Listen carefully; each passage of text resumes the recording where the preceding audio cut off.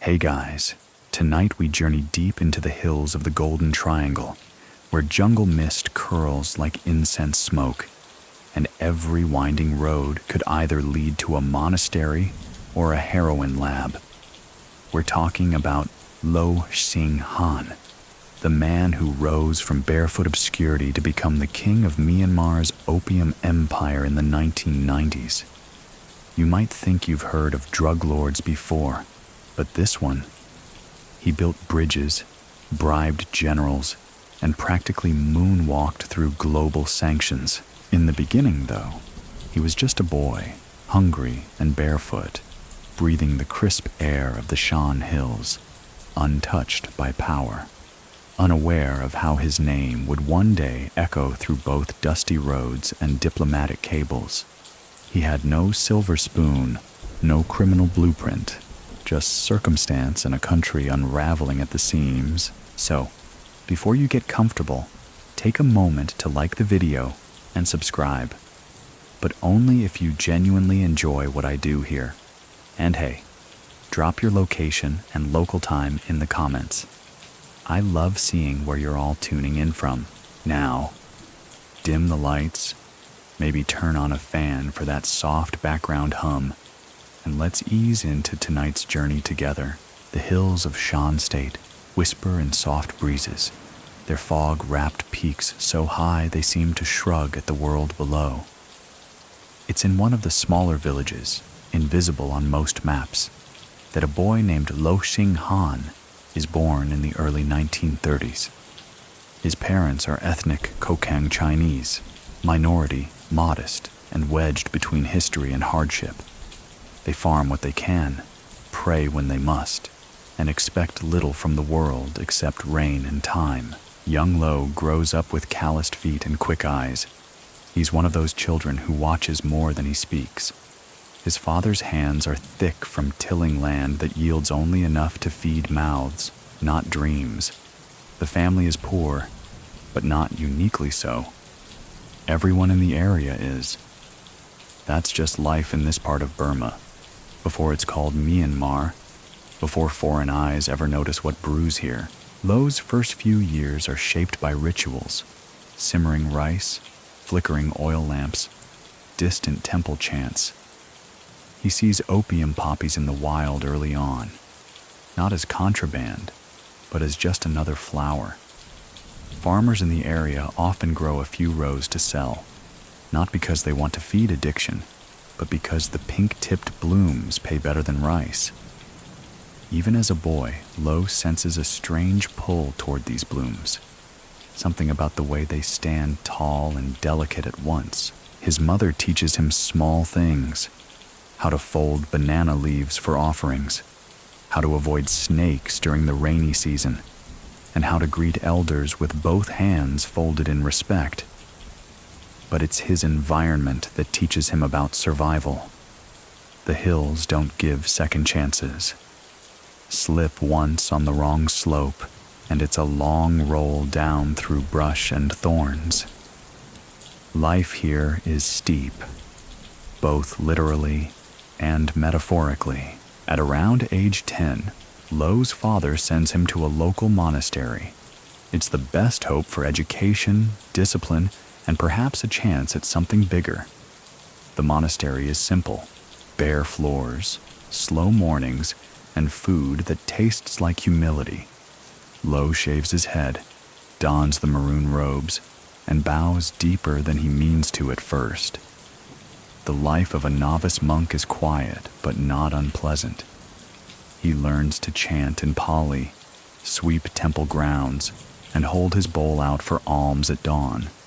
He finds peace in repetition, and yet, it doesn't stick.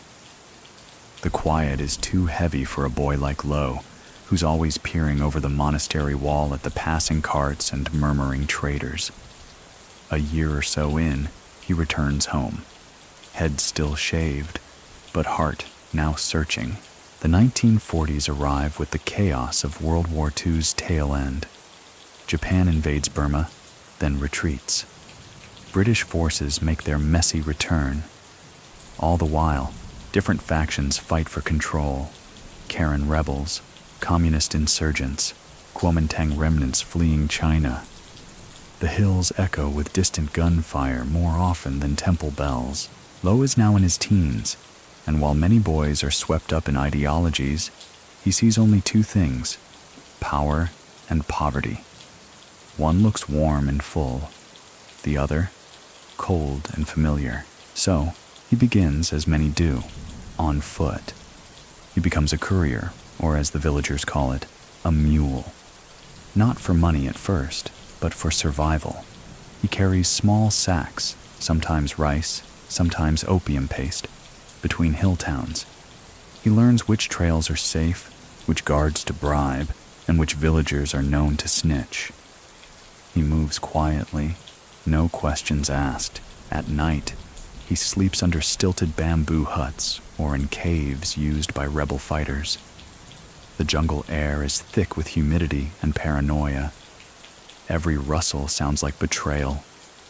Every pause could mean a checkpoint. He's good at it, almost too good. He doesn't just deliver, he notices.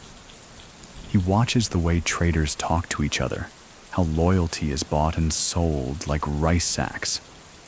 He notes the routes with the least risk, the middlemen who always ask too much, and the soldiers who pretend not to see him when he passes. By the time he's in his 20s, Lo has become more than a courier. He's a connector, a whisperer between producers and buyers. He doesn't own the product, but he controls its movement. He's fluent in silence and fluent in profit. Mainstream history often skips this part. School books don't bother with footpaths and poppy fields. But this is where empires are seated, in muddy trails and whispered deals. Many people still think that Lo's early rise was due to sheer luck, or perhaps fate. So what do you think? Was it timing, talent, or just a willingness to bend where others broke? At one checkpoint, a Burmese officer lets him through with a nod and a faint smile. "You've got good luck, boy," he says. But Lo doesn't believe in luck. Not anymore. He walks on, sack slung over one shoulder, the mist curling at his ankles like a secret. The hills behind him forget his name. The hills ahead haven't yet learned it. But he's coming, and in that quiet tension between past and future, Lo Hsing Han begins to disappear from the map and appear in history. He walks those jungle trails long enough for them to recognize the pattern of his steps. And the more Lo Hsing Han moves, the less he resembles the barefoot boy who once bowed before monks. Now he walks with calculation, his shoulders a little squarer, his gaze a little heavier. There's a calm to him that unsettles even the most seasoned traders. Not because he's loud, but because he listens too well. By the early 1950s, the country around him is fragmenting faster than it can be stitched together. Burma, newly independent from British rule in 1948, is a fragile creation. Ethnic factions tear at its seams like starving dogs at cloth. Shan rebels, Karen fighters, communist insurgents, all fighting for slices of identity and control. It's not so much a country as it is an active experiment in chaos, and within that chaos, Lo thrives. He never declares loyalty to any group, but he learns their songs, mimics their accents, and remembers their fallen. That's how he survives the crossfire, by not being noticed, or worse, misjudged. He doesn't fight for flags or causes. He carries goods, makes introductions, collects small commissions. Slowly, he becomes a neutral ground, a human middleman trusted by warring sides to move what they cannot. It's a dangerous dance. One misstep could see him shot by a patrol or hung as a spy. But Lo's instinct is uncanny. He knows when to smile, when to look afraid, and when to say nothing at all. The opium economy in Shan State is no longer a quiet side hustle. It's becoming industrial. The French have been pushed out of Indochina.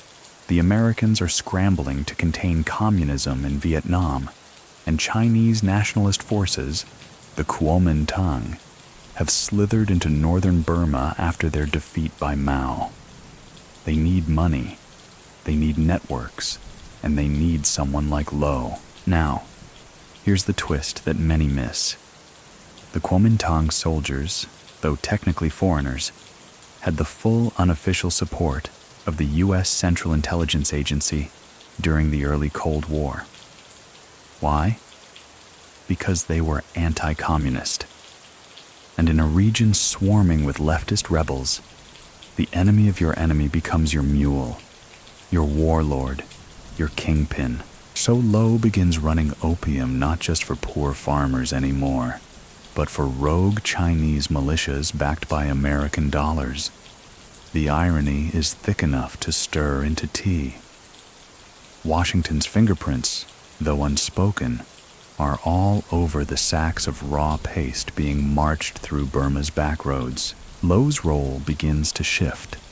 He's no longer just moving product, he's coordinating it, organizing routes, timing crossings, paying bribes not just to local officers, but to full battalions.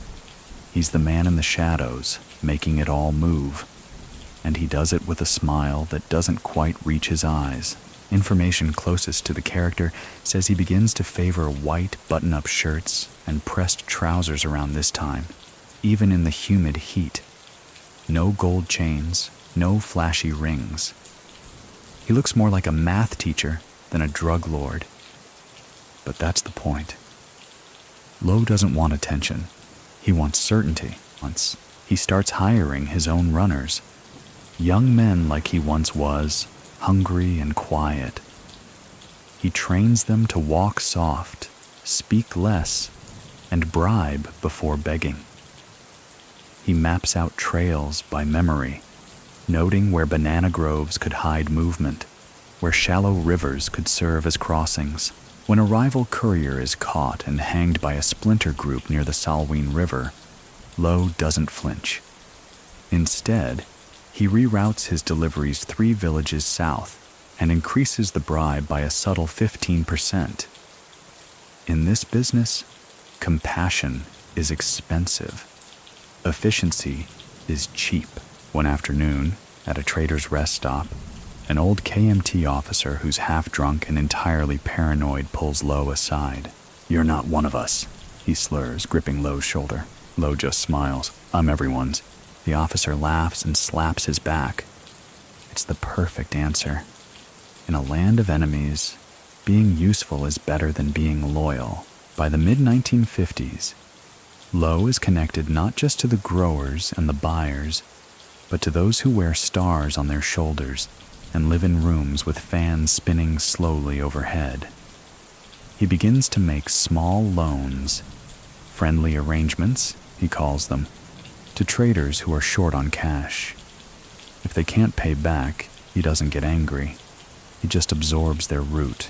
And so, piece by piece, he becomes the architecture. Not the face, not the fighter, the infrastructure itself. Here's your mainstream historical fact. By the late 1950s, the Golden Triangle, where Burma, Laos, and Thailand meet, was already producing over half the world's opium supply. It was, by volume and purity, the most significant drug-producing region on Earth, and Lo Hsing Han was quickly becoming its quiet sovereign. But he's not alone. Other figures begin to rise too. Most notably Kun Sa, a charismatic half-Shan, half-Chinese warlord who wields both rifles and charm like instruments. While Lo prefers to deal in shadows, Kun Sa walks in with drums. He builds armies, poses for photographs, and sends faxes to the United Nations. Lo watches from the side, unimpressed. "There's no need to shout," he says once to a lieutenant. "If the money's good, the world will listen anyway." Still, the two men don't clash, yet. Their territories are distinct enough, their styles too divergent to overlap. but a map of future conflict is already being inked. Lo begins to realize that information is a far more potent currency than gold. He starts passing intel to Burmese military intelligence, names of rebel camps, times of KMT movements, locations of storage sites. Not because he wants to help the government, but because he understands the value of being useful. The army, in turn, grants him unofficial immunity. And here's the real kicker. They deny his existence in public, but shake his hand in private. If that's not power, what is?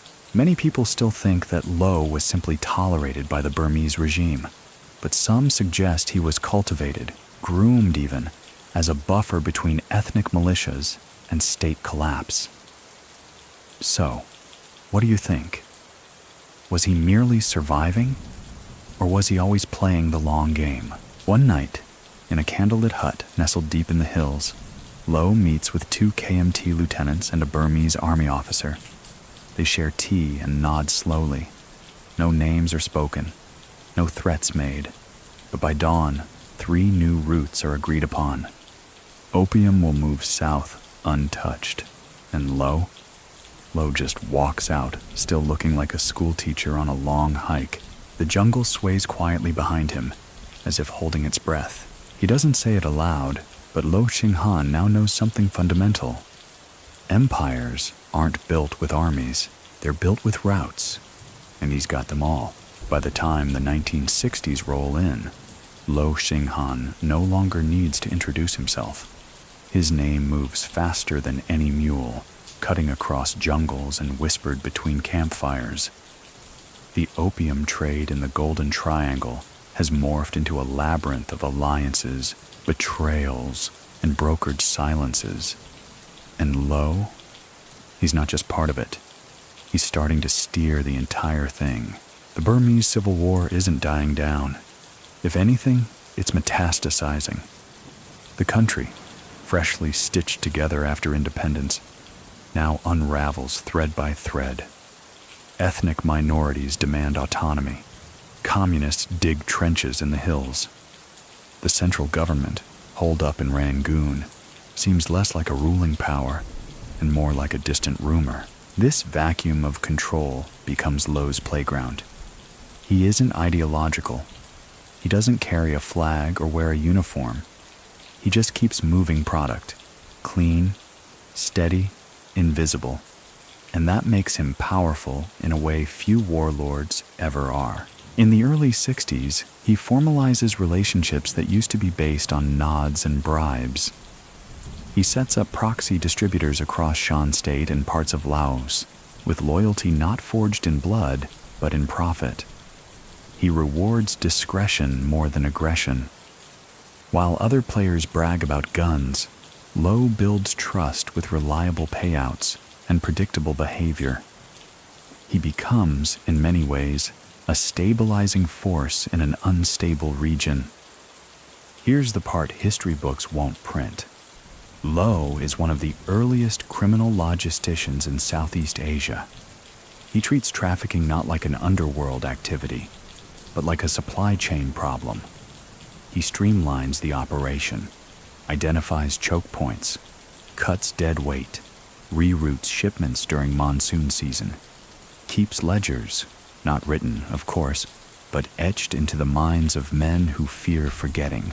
And in one of those sharp turns that would make an accountant wince and a general nod in approval, Lo steps into something bigger through a network of local militia commanders and military intelligence contacts.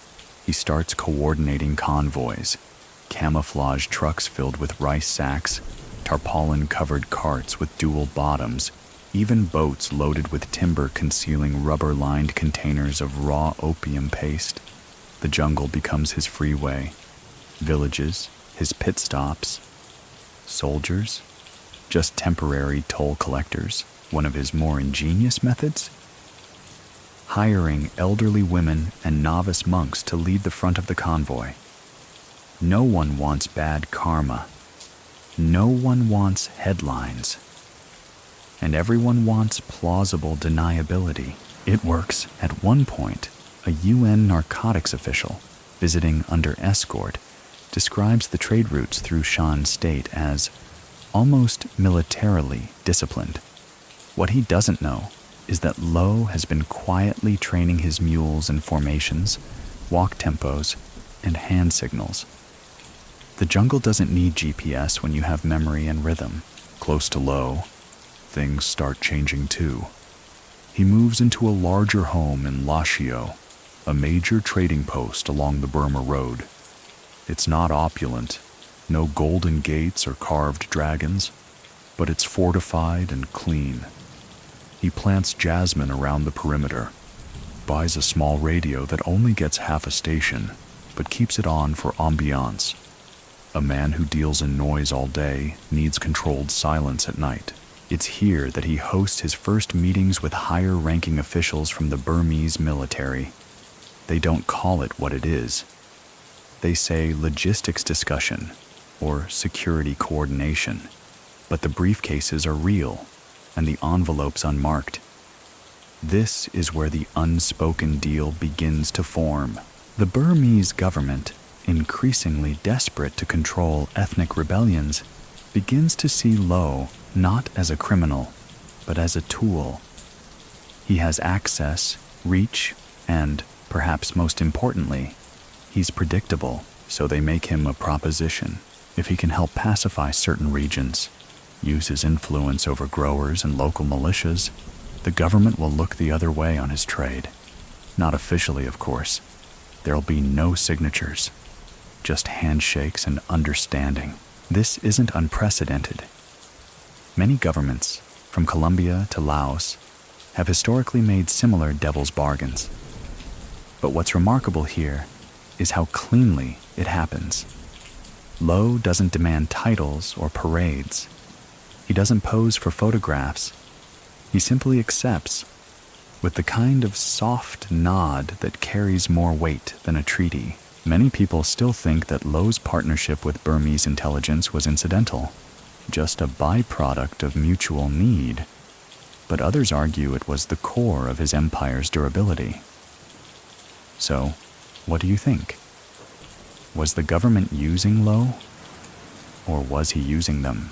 There's a story, shared in half-laughs by Shan elders, that Lo once diffused a standoff between two warring village militias by inviting their leaders to his home, serving them tea, and asking them which one wanted to go last. No one picked. They left in silence. Back in the hills, his caravans move smoother now. With informal military approval, checkpoints disappear, arrests drop, production rises, and with it, so does Lo's reputation. But every empire needs a symbol. So, sometime in the late 1960s, Lo purchases a truck fleet.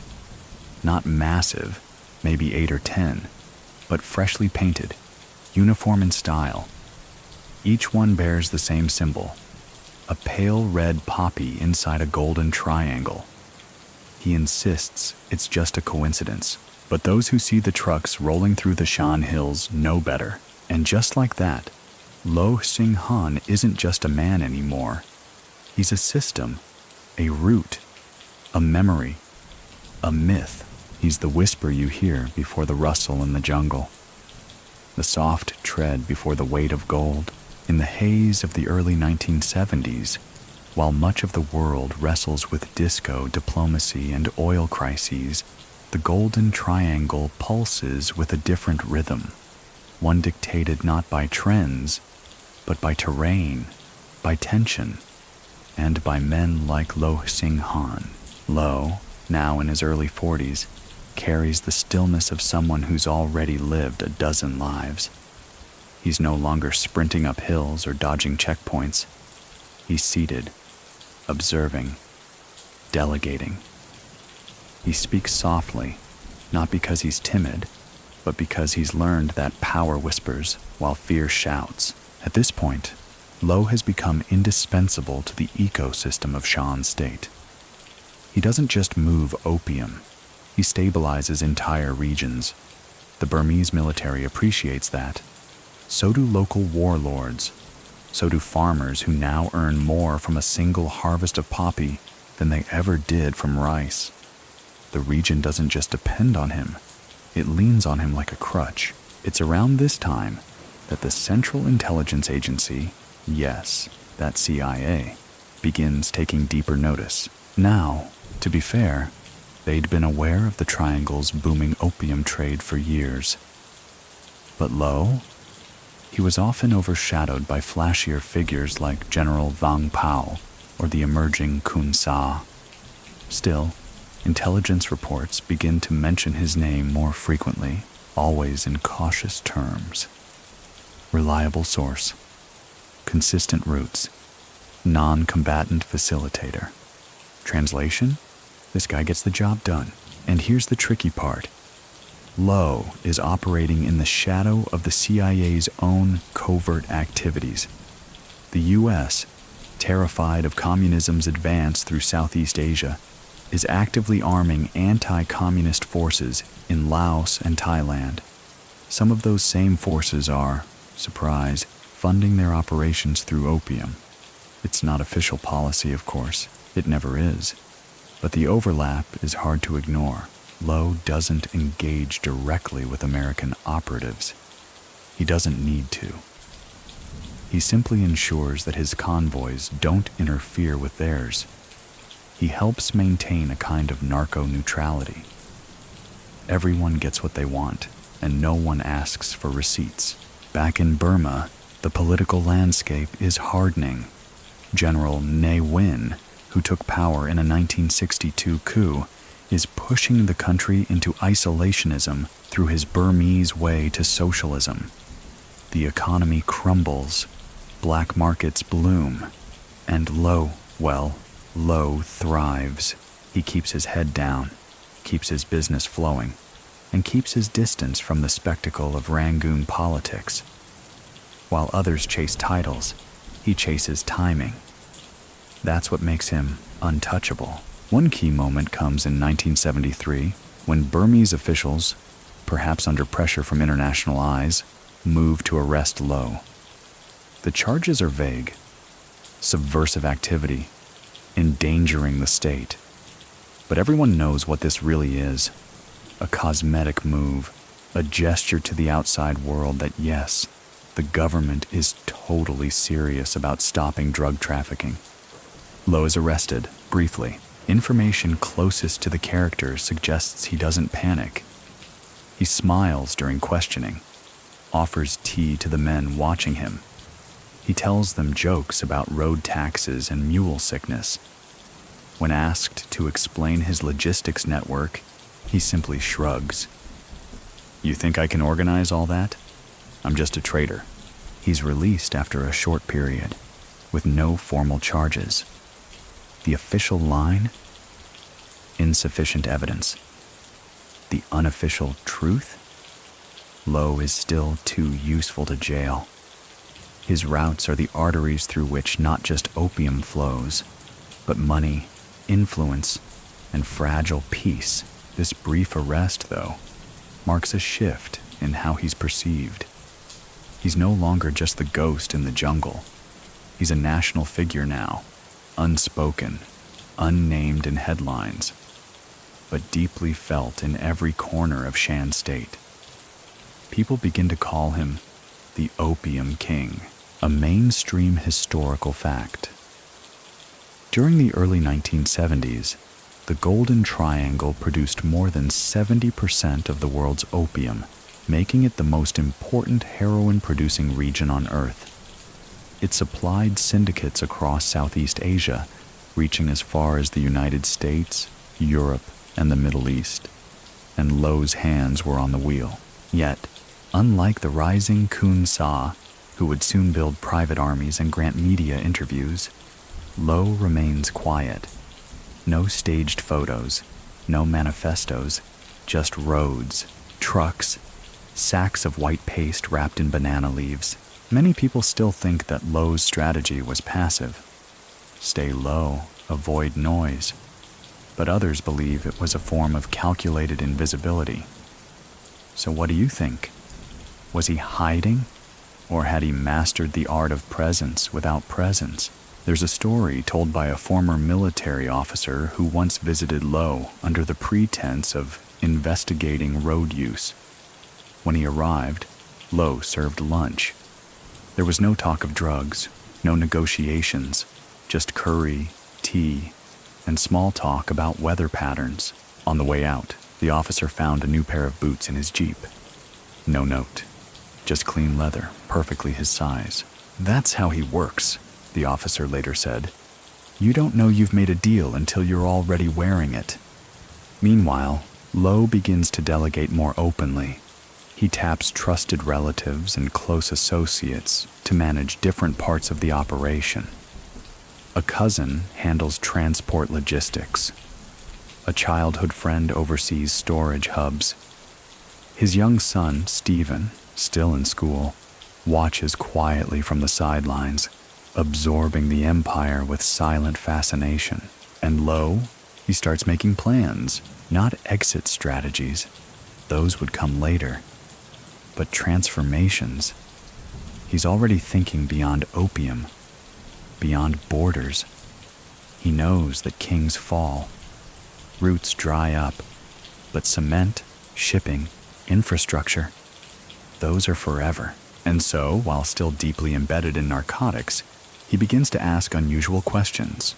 How much would it cost to build a bridge here? Can we get permission to operate a port? What's the real profit margin on asphalt? These aren't casual musings. These are foundations, quiet blueprints for a new identity. But for now, the poppies still bloom. The routes still hum. The trucks still roll under moonlight.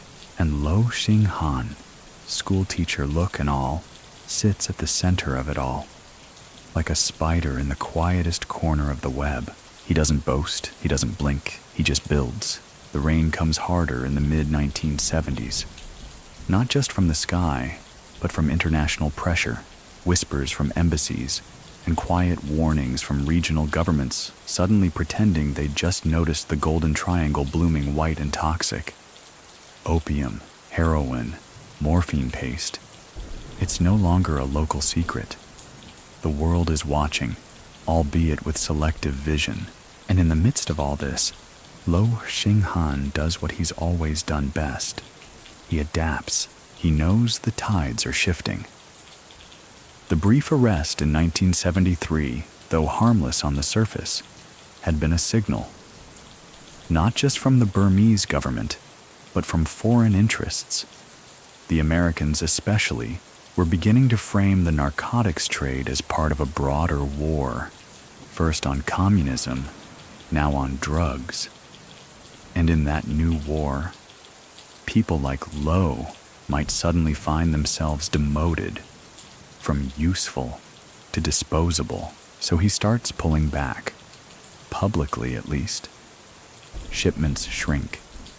His personal appearances become even rarer.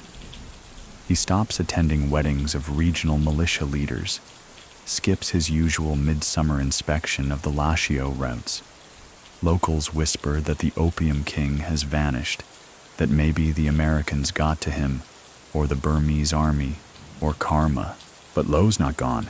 He's just folding himself into the walls again. Here's the thing about power in Southeast Asia during this era. It's elastic. You don't always need to hold it. You just need to know where it's stored. And Lo, despite the danger, still has his keys. What many don't realize is that around this time, Lo begins testing a new kind of front. One that doesn't require gunmen or jungle trails. One that looks utterly respectable. He starts investing in trading licenses, begins reaching out to shipping firms in Rangoon. He quietly sends feelers into the Ministry of Commerce. His question is simple. What would it take to become a legitimate businessman? Of course, legitimate is relative. And no one in power really believes Lo wants to sell rice and sugar. But appearances matter. And money, especially Lo's money, is always welcome.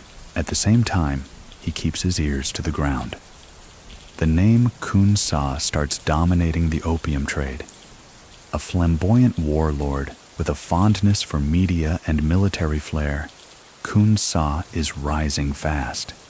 He's building private armies in eastern Shan state, offering protection to growers, openly mocking the Burmese government. He wants to be seen, wants to be feared, and he doesn't mind cameras. Lo watches silent. He doesn't challenge Kun Sa, doesn't try to compete. Instead, he does the smartest thing a man like him can do when another flame is drawing all the moths. He fades further into the backdrop, and while Kun Sa flexes and postures, Lo reorganizes. One by one, he distances himself from major routes, hands off connections to lieutenants, reinvests profits into hard infrastructure, warehouses, fuel depots, and most interestingly, construction licenses. A strange move for a former mule, unless, of course, you're thinking 2 decades ahead. Information closest to the character suggests that Lo begins keeping 2 sets of books, one in his memory, one coded in his personal shorthand. No one else sees them, not even family. He writes them in notebooks that resemble school exercises. If someone ever found them, they'd assume they belonged to a high school algebra student. But in them, every gram, every mile, every handshake. Many people still think that this era, 1974 to 1979, was Lo's off period, that he went dark. But in reality, this was when the real architecture of his future was drawn. So what do you think? Is power louder when it's silent? One of his former runners recalls a strange evening during this time. They met in a small tea house on the outskirts of Taungi. No security, no entourage. Just Lo sipping from a chipped porcelain cup, flipping slowly through a government newspaper. "You think we'll be caught?" the runner asked. Lo smiled without looking up. "Only if we run." It was that kind of calm that unsettled people. He never raised his voice, never threatened. And yet his silence filled more rooms than shouting ever could. Meanwhile, the global heroin trade becomes more complicated. French connection routes are disrupted. Turkish labs are raided. Southeast Asia's dominance becomes clearer. And the Golden Triangle is ground zero, a mainstream historical fact. In 1974, U.S. Drug Enforcement Administration reports listed Burma, particularly the Shan state, as the source of over 60% of heroin entering the U.S. West Coast. And yet, arrests were rare. Convictions, almost non-existent. The system wasn't broken.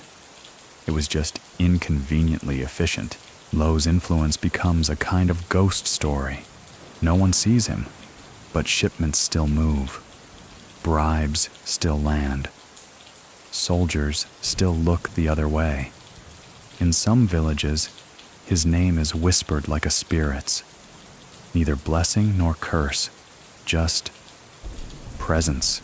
And then, almost as quietly as he had disappeared, he resurfaces. In 1979, he applies for, of all things, a business registration for a small import-export company. It's given a bland name, something like Asia International Trading. The paperwork is clean, no history, no flags. Just another local businessman trying to make ends meet in a collapsing socialist economy. But insiders know, this is Lo testing the front door after years of slipping through side windows, and somehow he's let in. He starts attending official dinners, low level at first. A trade symposium here, a minister's niece's engagement party there. He's always quiet, always early, never drunk. People start asking, is that him? But no one confirms. And Lo, as always, neither denies nor explains. There's a famous photograph from this period. Black and white, grainy. It shows a banquet in Rangoon. Generals in their finest uniforms, businessmen in stiff suits, and near the edge of the frame, almost cropped out, sits a man in a white shirt, no tie, holding a teacup. His face is turned slightly, almost hidden. But if you know the hills, if you know the roots, you know exactly who it is. Lo Hsing Han. Still not blinking, still building. Lo Hsing Han is now walking 2 lines, one through mud and one through marble. On one side, he still has his fingers brushing the arteries of the golden triangle, subtle as ever. On the other, he's tightening his grip on something more enduring, legitimacy, or at least its costume. The 1980s arrive like a foggy morning in Shan State, quiet, slow to clear, but charged with change. For the world, it's the era of Reagan, of the war on drugs, of satellite surveillance and bold speeches. But in Myanmar, things remain hazy. The country is still under General Ne Win's iron rule, its economy strangled by mismanagement, superstition, and fear. The streets of Rangoon are full of slogans, but empty of progress. In the shadows of this decay, Lo Hsing Han builds a new face, or rather, a new mask. He formally launches Asia World Company. On paper, it's a logistics and construction firm, perfectly ordinary. But those who've walked with him through mountain passes and border checkpoints know better. This isn't a pivot, it's an upgrade. With Asia World, Lo now launders not just money, but memory. Roads, bridges, shipping terminals, these become his new routes. Instead of heroin packed in rubber tires, it's now gravel, cement, and paperwork. He's not delivering narcotics anymore. He's delivering infrastructure. What many fail to grasp is that this move is not just tactical, it's generational. His son, Stephen Law, is brought in gradually, clean-cut, Western-educated, with a sharp mind and an even sharper understanding of optics. Where Lo prefers whispers, Stephen learns to smile in boardrooms, a family business, remade for a world that wants to pretend the past has been paved over. And here's your mainstream historical fact. In the late 1980s and early 90s, Myanmar's military junta began awarding massive infrastructure contracts to a small cluster of trusted companies. Asia World quickly became one of the most favored, handling port developments, roads, and even airport projects, despite having virtually no previous construction experience. Coincidence? Of course not. Information closest to the character says Lo begins hosting weekly tea meetings in a modest compound outside Yangon. Not opulent, never his style, but neat. Always jasmine blooming. Always quiet guards you don't quite notice. Government officials come and go. Deals are made, but never signed. Agreements confirmed with eye contact and disappearing envelopes. One former aide recalls how Lo would read government tender documents the way other men read novels, slowly, savoring. Then, without notes, he'd dictate a bid, always slightly under competitors, always just clean enough to pass. Still, whispers linger. Foreign intelligence agencies, particularly the DEA, know Asia World is no ordinary company, but they can't touch it. Too many layers, too many plausible denials. And the Burmese regime? They're not about to expose their own hand.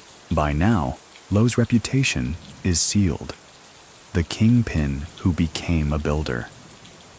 It's a story so absurd, so perfectly contradictory, that it wraps back around to believable. He's photographed cutting ribbons next to generals, offering donations to monasteries, appearing briefly on national television. The man who once trained barefoot couriers is now appearing in programs about national development, but many people still think that this transformation was a smokescreen, that Asia World wasn't a new venture. It was just the final disguise of an old empire. So, what do you think?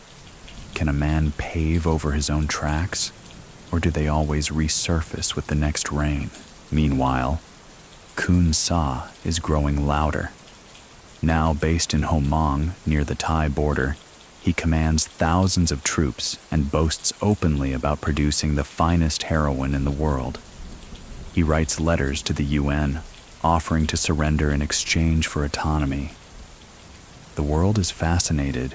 Media floods in. He becomes the face of Southeast Asia's drug problem. And Lo lets him have the spotlight. He understands that too much light burns, that the only safe empire is the one you don't photograph. While Khun Sa draws headlines, Lo builds port contracts in silence. There's a story, half folklore by now, of a dinner hosted in the mid-'80s in a private Yangon villa. Present were 3 generals, 1 Japanese investor, and a man who looked suspiciously like Lo Hsing Han, though no one could confirm it. Halfway through the meal, a general raised his glass and said, "To the builder of roads," Lo, or the man who might have been him, reportedly replied, "Only so others can walk more comfortably." The toast was never questioned. By the late 1980s, Asia world is everywhere.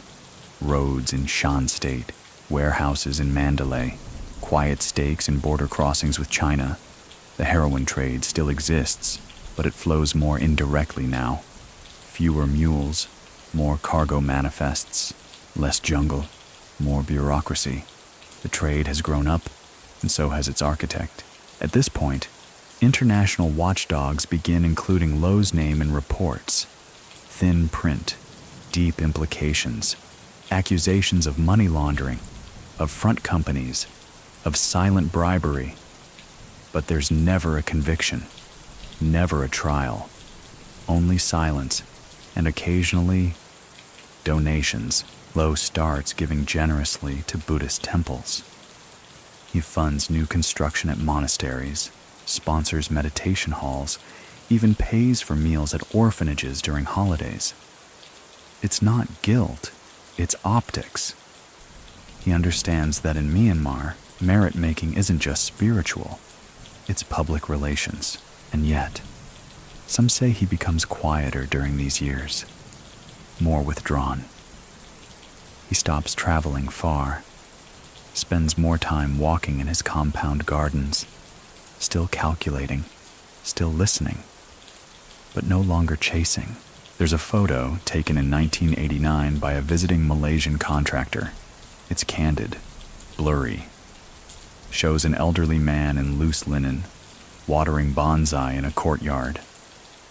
The man's face is soft, unreadable, peaceful even, but those who know, they say the garden was designed in the exact pattern of a former smuggling route, each path a memory, each stone a deal once made. Lo Hsing Han isn't hiding, he's remembering, and the empire, it just keeps building. There's a quiet kind of brilliance in how Lo Hsing Han fades just enough to sharpen the shadow of his empire. By the 1990s, he's no longer a whispered name in the border jungles. He's the invisible architect behind roads the government brags about, behind shipping terminals that gleam under Yangon's smog-choked skyline. And yet, when foreign journalists mention drug lords of Southeast Asia, they still lead with Khun Sa, the peacock general with jungle fatigues and staged press conferences. They don't mention the man in the white shirt who builds bridges with both steel and silence. Lo wouldn't have it any other way. The new decade brings new opportunities. The Burmese military junta, now officially named the State Law and Order Restoration Council, SLORC, is trying to normalize, at least cosmetically. They hold rigged elections. They rewrite laws. They host foreign diplomats with stiff smiles. And through it all, they need infrastructure. Highways, ports, business deals. Things that can be shown in brochures and aired on state television. Enter Asia World Company, perfectly placed to become the junta's favorite contractor. The timing is suspiciously perfect. In 1992, Lo's son, Stephen Law, freshly returned from studies in Singapore, takes over more public-facing responsibilities. He's polished, speaks English, and wears suits that actually fit. To the outside world, Asia World now looks like a young, energetic logistics firm run by a rising Burmese-Chinese entrepreneur. But beneath the modern exterior is Lo, still seated in the same modest office in the hills, still sipping tea with officials, still remembering who owes what to whom. Here's a mainstream historical fact.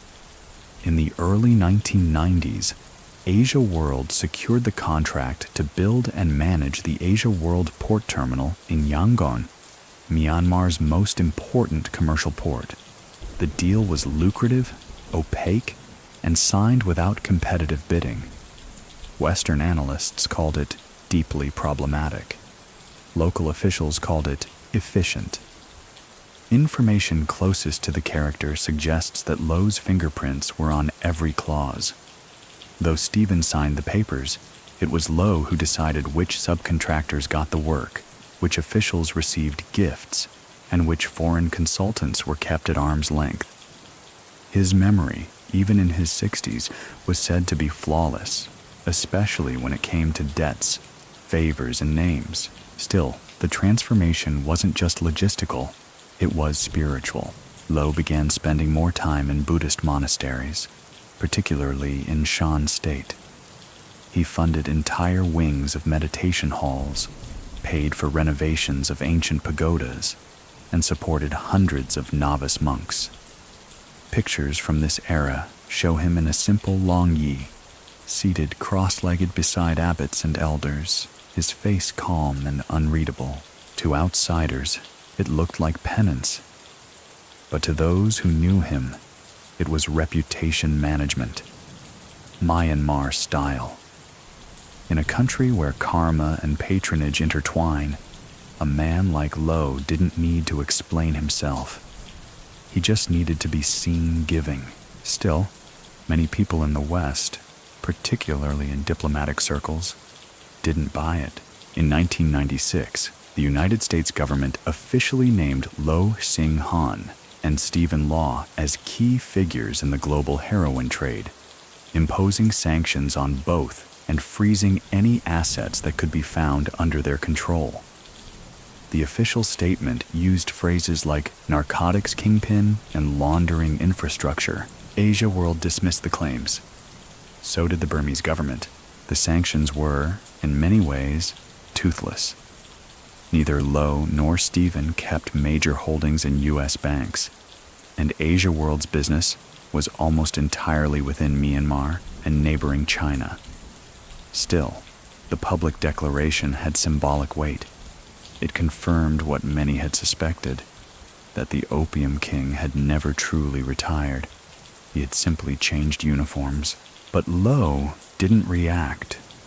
He never held press conferences, never issued statements. When asked by a visiting Thai businessman about the accusations, he reportedly replied, "In this world, everyone sells something. I just chose the things that move fastest." There's a joke among Yangon's elite during this time. Who built the port? Lo. Who built the road to the port? Also Lo. And who built the silence around it? You already know. Even Kun Sa, once Lo's noisy counterpart, was starting to fade. In 1996, he surrendered to the Burmese government under murky terms. Some say he cut a deal to retire peacefully. Others believe he was cornered. Either way, the media circus ended. The flashy uniforms disappeared, and Lo, he was still there, still building, still quiet. That's the thing about Lo's empire. It wasn't flashy. It was designed to endure. Many people still think that Stephen Law eventually surpassed his father. He became the one sitting across from ministers, dealing with Chinese investors, and managing the books. But others argue that Lo never truly let go, that every signature Stephen placed was first whispered through Lo's teacup. So, what do you think? Can a kingdom ever be inherited if the king never stops ruling? Around this time, foreign aid groups began pushing into Myanmar, often through approved partners. Asia World was often suggested, unofficially of course, as a reliable local contractor. It didn't matter that its owner had once been named as a major heroin trafficker. In the labyrinth of Myanmar's politics, pragmatism always wins. There's an unconfirmed anecdote told by a retired European diplomat who attended a construction ribbon cutting in 1997. He was introduced to an elderly Burmese Chinese gentleman with a soft handshake and gentle smile. Afterwards, the diplomat asked a staffer, "Was that the real builder?" The staffer paused, then replied, "He built more than you can imagine. And that's Lo, isn't it? Not a king in robes, not a warlord with rifles, but a builder of routes, of bridges, of silences." In his late 60s now, he walks slower, talks less, but every move, every contract, every donation still bears his rhythm. And the jungle, it doesn't call him anymore. It simply nods when he passes. The world outside Myanmar starts to speed up in the late 1990s. Dot-com bubbles inflate, global surveillance sharpens, and transparency becomes the buzzword of a new diplomatic age. But inside Myanmar, things are moving at Lo Hsing Han's pace, slow, deliberate, and behind layers of ceremonial silence. The junta, now rebranded again as the State Peace and Development Council, SPDC, tightens its grip on power even as its legitimacy frays. Sanctions pile on from the West. The economy sputters. But for Asia World and the Lo family, business continues to bloom. Not in the open sun, but under the soft, golden shade of connections. By now, Stephen Law is the public face of the empire. He attends trade conferences. He shakes hands with Chinese officials. He appears in photographs, always smiling, always in control. Asia World begins breaking ground on larger, flashier projects. Airport terminals, deep water ports, entire housing zones. It's no longer just a company. It's infrastructure woven into the fabric of a crumbling country. But beneath that polished veneer, Lo is still present. Older, yes. Slower, perhaps. But his influence hasn't dimmed. It's simply withdrawn behind thicker curtains. He begins speaking less in meetings, delegates more. Yet when things go wrong, when shipments stall, when permits are delayed, it's still his voice that resolves the matter, usually with a single call, a single visit, a single unspoken reminder of who paved which road first. Close sources say Lo develops a strange daily ritual around this time. Each morning, before sunrise, he walks alone through his garden with a notebook tucked under his arm. He writes nothing, just carries it. Same one every day. Some think it's superstition. Others say it contains his final ledger. No one ever dares ask. Information closest to the character reveals that Lo had begun contemplating his own mortality, not through fear, but through order. He wanted things settled, smooth transitions, clean exits, not the chaos that consumed other kingpins like Kun Sa, who died after years of obscurity and whispers of betrayal. One of Lo's longtime associates, interviewed years later, described it like this. He wasn't preparing to die, he was preparing to leave without leaving a mess. And in that, Lo was as meticulous as ever. He consolidated his assets, quietly transferred property titles to family trusts, appointed Stephen the executor of both legal and shadow portfolios. He even reviewed succession documents with Buddhist monks, not lawyers, ensuring that karma and legacy flowed as smoothly as capital. This was the final evolution. Not the opium king, not the infrastructure magnate, but the patriarch, a man now more myth than mortal, living in the same city whose skyline he'd helped sculpt, where every crane lifting steel might as well be tipping a hat to him. But while Lo was orchestrating a soft fade, the international spotlight threatened to brighten. In 2007, the U.S. Treasury Department tightened sanctions again, citing the Lo family and Asia World directly in their formal documentation. They accused the company of serving as a conduit for narcotics laundering and of propping up Myanmar's military regime. These weren't whispers anymore. These were official, public accusations, and yet, nothing changed. Asia World continued operating inside Myanmar without interference. It secured government contracts. It built roads to military bases. It even co-hosted trade fairs that promoted the junta's version of development. Many people still think these sanctions were purely symbolic, meant to appease international watchdogs, while knowing full well that enforcement inside Myanmar was impossible. So what do you think? When a country is both jailer and shield, can justice even find the gate? Despite the pressure, Lo Hsing Han didn't flinch. He never gave interviews, never issued denials. His only response was to continue building. That year, Asia World completed a major section of the Mandalay-Yangon Expressway, a vast highway that connected two of Myanmar's largest cities. On the opening day, photos were published showing Stephen Law cutting the ribbon. Lo, as always, was nowhere to be seen, but a leaked guest list confirmed his presence at the private dinner the night before. No photos, no speeches, just clinking glasses and quiet nods. And yet, there's something different now. Lo's energy isn't what it used to be. His walks grow shorter, his public sightings fewer. Rumors begin to swirl, minor strokes, a tired heart, or simply age catching up to a man who had spent 6 decades walking tightropes. A Buddhist abbot from a monastery in Shan State claims Lo visited him in secret during this time. Not with gifts or guards, just incense, a small envelope, and a simple question: "Can you pray for a clean exit?" And the abbot, years later, would say that Lo had the face of a man who already knew which exit was his. Despite this quiet decline, his control never wavers. Not publicly, not internally.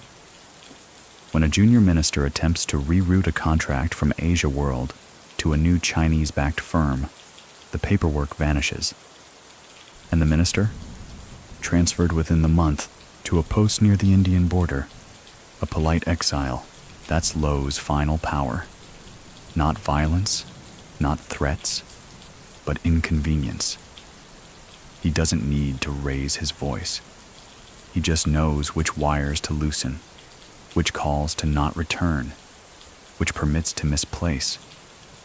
And in a country like Myanmar, delay is deadlier than denial. There's a moment, quiet, unremarkable, when Lo visits a hospital for a routine checkup. It's 2008. He's accompanied by 2 aides, no family. The doctor, nervous, stumbles through introductions. Lo simply nods and says, "I want to know how long my silence will last." The doctor doesn't understand, but the aides do, because by now, Lo Hsing Han is silence.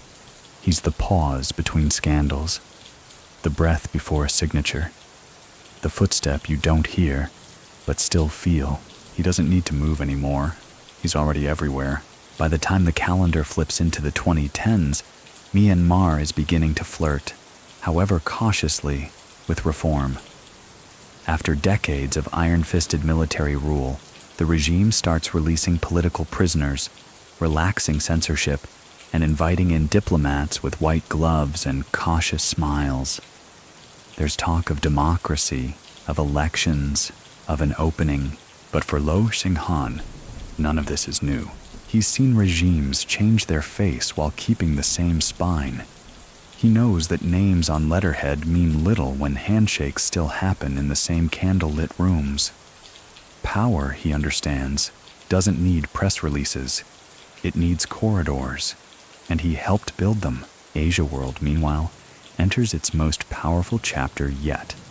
The company is now synonymous with infrastructure inside Myanmar. Roads, ports, special economic zones. Its footprint stretches from Yangon's harbors to the Chinese border. Stephen Law, ever composed, steps fully into the light. He begins talking more with international investors, hosting polite luncheons with embassy staff, and presenting Asia World as Myanmar's clean, modern partner for development. Lo, though, is rarely seen. He spends most of his time inside a walled compound outside Yangon, shaded by old trees and quiet fountains. Visitors are tightly screened. Few ever make it inside. Those who do describe a surreal calm. Lo seated in a low chair, dressed in crisp linen, always with tea, always with silence. Some believe he's senile, others say he's meditating, preparing for death. But insiders know better. Lo is still reading reports, still reviewing blueprints, still remembering names. Information closest to the character says that Lo continues maintaining a private log of key Asia World movements, who visited, which projects stalled, who was late with a payment. Not digital, not even typewritten. All by hand, in notebooks with yellowed pages and spines softened by years of quiet study. He no longer gives orders directly. But when he clears his throat at a meeting, people still pause. When he asks a question, 3 phones light up within the hour. His voice is barely above a whisper now, but it doesn't need volume. It carries weight. In 2011, the country holds a formal election. Flawed, yes, but significant. A quasi-civilian government takes the reins. Reforms accelerate. Foreign money starts flowing in, chasing opportunity through the cracks of sanctions and selective amnesia. Hotels fill with investors, consultants, and NGO reps looking to partner with local firms. And time after time, they're steered toward Asia World. The reason? Efficiency, according to the government. But really, it's trust. Not moral trust, structural trust. The kind of trust that says, this company knows where the wires are buried. One of those early foreign consultants, a Singaporean logistics analyst, once recounted a meeting with Stephen Law at the Asia World offices in Yangon. The rooms were clean, the coffee expensive, the PowerPoint slides flawless. But in the corner of the room, seated quietly at a side table, was an old man with white hair and clear eyes. He never spoke, the analyst said, but everyone spoke to him like he already knew everything, and he probably did. Mainstream historical fact. By 2012, Asia World was estimated to be one of Myanmar's top 5 private companies, handling billions of dollars in construction and logistics contracts. It had ties to China, stakes in major industrial zones, and silent fingers in customs, warehousing, and transport corridors across the region. Yet it still bore the weight of legacy. The U.S. sanctions remained in place. International watchdogs continued to raise red flags. Stephen Law's travel visa was denied in several Western countries, but in Southeast Asia, in Myanmar, business was business. And Lo, he remained untouchable. Many people still think that Lo was fully retired by this point. Some even speculated he had already passed away in secret. But others insist he was still writing, still whispering, still shaping. So what do you think? Can a man ever stop building if the empire still moves in his rhythm? In 2013, after nearly 80 years of life, much of it shrouded in mist and rumor, Lo Hsing Han dies. The official cause, natural causes. The location, his family home in Yangon. The tone of coverage, strangely muted. There were no official ceremonies, no state funeral, no glowing tributes in national newspapers. But there was a funeral. Private, gilded, tightly managed, attended by generals, businessmen, monks, and more than a few faces that never made it into photographs. They say the gates to the compound were closed by noon, that the service was quiet, that the air smelled faintly of jasmine and iron.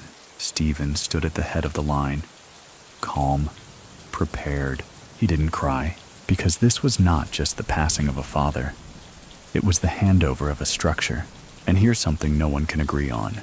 Was Lo ever truly free? Did he build an empire to escape poverty or to escape irrelevance? Did he stay in the game because he loved it or because he knew he couldn't survive outside it? Many people still think that Lo Hsing Han walked away clean, that he buried his secrets before anyone could find them. But others whisper that the past always loops back, that the jungle never forgets its builders. So what do you think? Did the Opium King become a titan of industry? Or did the titan just learn how to wear better suits? There's a final story, unconfirmed, unprovable, but told by a young monk who once brought alms to the Lo compound a few months before his death. He said Lo was seated in a wicker chair, staring at a bonsai tree that looked oddly familiar, its branches shaped like mountain trails. When the monk asked what he was thinking, Lo allegedly replied, "Just remembering how far a road can take you if you build it the right way." Then he smiled and said nothing else. Death, in most lives, is a period. In Lo Hsing Han's, it was more of an ellipsis. The world didn't stop when he passed. It simply adjusted, quietly, like a room subtly rearranged after someone leaves it. Asia World didn't hold a press conference. Stephen Law didn't appear in black tie. There were no dramatic eulogies, no wailing crowds. But if you knew how to look, you'd see the tremors, small, precise, and telling. A week after Lo's death, a key customs officer at the Muse border crossing was promoted to an advisory role, far from his station. A minor rail construction contract in Mon State, one previously rumored to be open for public bidding, was suddenly awarded to Asia World without explanation, and one high-ranking military official reportedly canceled a scheduled trip to Napier Da, choosing instead to spend the afternoon at a temple in Shan State, just sitting. The ripples of Lo's legacy moved beneath the surface, predictable, understated, inevitable. To understand why, you'd have to rewind the reel. Lo wasn't just a man. He was a method, a blueprint for how to thrive in a system designed to bury most men by 40. He was never the loudest, never the bloodiest, but he was always the most aware. That's why, when he passed, his empire didn't collapse. It stretched, adapted, took a breath, and kept walking. And now it walks in Stephen Law's shoes. Stephen is no romantic figure, no jungle tactician or opium whisperer. He's polished, formal, and deeply pragmatic. He knows he will never be his father, but he also knows he doesn't have to be. The house is already built. The doors already aligned to the right wind. In the years following Lo's death, Asia World quietly expands. Its holdings become more diverse. Hotels, telecom logistics, warehouse management, even tourism infrastructure. The name still carries baggage abroad. Sanctions remain in place. But inside Myanmar, it carries clout. The kind that doesn't need an introduction. What's more, the company becomes indispensable to China. The China-Myanmar Economic Corridor, CMEC, a major arm of Beijing's Belt and Road Initiative, requires partnerships, ports, roads, railways. And guess which company is most often recommended by Myanmar's ministries? You already know. Mainstream historical fact. In the late 2010s, China invested heavily in the Kyaukpyu deep sea port and related infrastructure, key strategic projects on Myanmar's western coast. Asia World, though not always publicly credited, was deeply embedded in early logistical assessments and land access deals. The logic was simple. Asia World knew how things moved, not just trucks and cargo, but people, permissions, and politics. But while Stephen manages the exterior of the empire, Lo's legacy begins to ferment into something deeper, something cultural. In Shan State, stories of Lo begin to change tone. Villagers speak of him not as a kingpin, but as a protector. The man who built roads to hospitals, who paid for school roofs, who made sure the monks had alms during lean seasons. They skip over the opium, or soften it. Yes, but everyone did it then. At least he shared. He was better than the others, and therein lies the quiet genius of Lo's endgame. He didn't just launder money, he laundered memory. Information closest to the character suggests that, before his death, Lo spent increasing time commissioning small public works in obscure towns, wells, footbridges, solar panels, always through proxies, always anonymous. But those who benefited knew. The whispers returned, soft and reverent. He still remembers us. He never forgot his path. Even the monasteries, some of which once avoided his name, began chanting dedications for a donor. No name spoken. But candles were lit. Bells were rung. The jungle, it seems, had forgiven him. Or perhaps it had simply outlived the need for judgment. Many people still think that Lo Hsing Han was a criminal who outmaneuvered justice. Others insist he was a genius who outlived chaos. But maybe, just maybe, he was a mirror, reflecting what happens when power grows in silence, and silence is allowed to thrive. So what do you think? Is redemption something you build brick by brick? Or is it a story people tell about you when your last photograph fades? One late afternoon, years after Lo's passing, a regional development minister was asked about Asia World's controversial past during a press tour. He paused, smiled politely, and said, "We do not live in the past here. We live on the roads that were built for us." No one argued. And those roads? They still wind through valleys Lo once walked barefoot. Still cross rivers he once forded with mules. Still carry goods, stories, and the soft hum of inheritance. If you drive them today, you won't see his name on any signpost. But the distance between where you were and where you're going, that was Lo's work. And some legacies don't need statues. They just need momentum. By the early 2020s, Myanmar's roads are fuller than ever. Buses thrum with the dust of intercity travel. Chinese trucks roll past tea stalls without slowing, and sleek sedans ferry government officials from new villas to glass-windowed offices. Infrastructure, once a dream sold in bulletins, is now reality. Paved, painted, and toll booth monitored. Much of it still bears the hidden hand of Lo Hsing Han. Though his name rarely appears in print anymore, his design persists. The empire he raised in whispers continues to guide traffic, commerce, and contracts. And his son, Stephen Law, presides over it all with the kind of restraint that only comes from being born into the weight of something too large to fully own.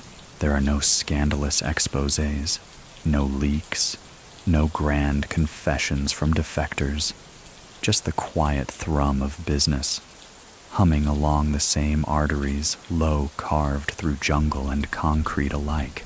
What's remarkable is not just how the legacy lives, it's how invisible it has become. You can ride in a taxi from Yangon to Mandalay, and chances are you'll pass across a bridge Lo's crews once poured, or pass a logistics hub permitted through backroom handshakes over tea. But no sign will point it out. There are no plaques, no dedications, only motion. And in that way, Lo's final genius may have been erasure, where others built empires that bore their names, loud, golden, and doomed to fall, Lo built an absence that functions like presence, an outline filled by others, but shaped by him. Asia World, under Stephen's leadership, remains cautious. It avoids media. It keeps foreign investors close, but not too close. It sponsors occasional charity galas, keeps clean-cut brochures on standby, and politely declines interviews. It's the good student in a class of loud misbehaviors, quiet, useful, and always watching the teacher's eyes. And yet beneath that, the old patterns remain. Information closest to the character says Stephen still consults his father's old notebooks. Not to find orders, Lo left no mandates, but to retrace the rhythm of decision-making. He reads margins, notations, circled numbers, a star drawn beside an unfamiliar village name. These weren't commands. They were maps of instinct. And Stephen, for all his modern polish, knows that instinct was the core of Lo's success. But the world is shifting. Digital systems arrive. International compliance grows tighter. Western banks require transparency declarations. Younger entrepreneurs begin disrupting old systems with apps, platforms, and blockchain. And for the first time, Asia World's foundation, built on oral networks, couriers, and loyalty, is tested by something harder to control, the demand for proof. Still, Asia World pivots, slowly, carefully. It begins hiring younger staff, digital consultants, corporate lawyers fluent in ESG jargon. Stephen makes calculated appearances at international forums, and behind it all, Lo's legacy adjusts, quietly shedding weight where necessary, like a snake slipping out of old skin. A mainstream historical fact. In 2021, Myanmar's military staged yet another coup, overthrowing the civilian government and triggering massive protests. The streets filled with defiance, and much of the country slipped into chaos. Yet through the noise, companies like Asia World continued operating, quietly, unimpeded. How? Connections, foundations, old debts, and the understanding that power never disappears. It simply disguises itself. And that brings us to the real heart of the story. Many people still think Lo Hsing Han's greatest success was surviving the drug wars or transforming into a businessman. But others argue his true genius was recognizing something deeper, that infrastructure is more permanent than ideology. So what do you think? Is morality measured in metric tons of concrete? Is redemption earned in kilometers of highway? Or is it all a matter of who gets to write the sign at the toll gate? There's a final whisper, never confirmed, that Stephen kept one particular photo on his private office wall, not in a frame, not behind glass, just pinned, slightly curled from age.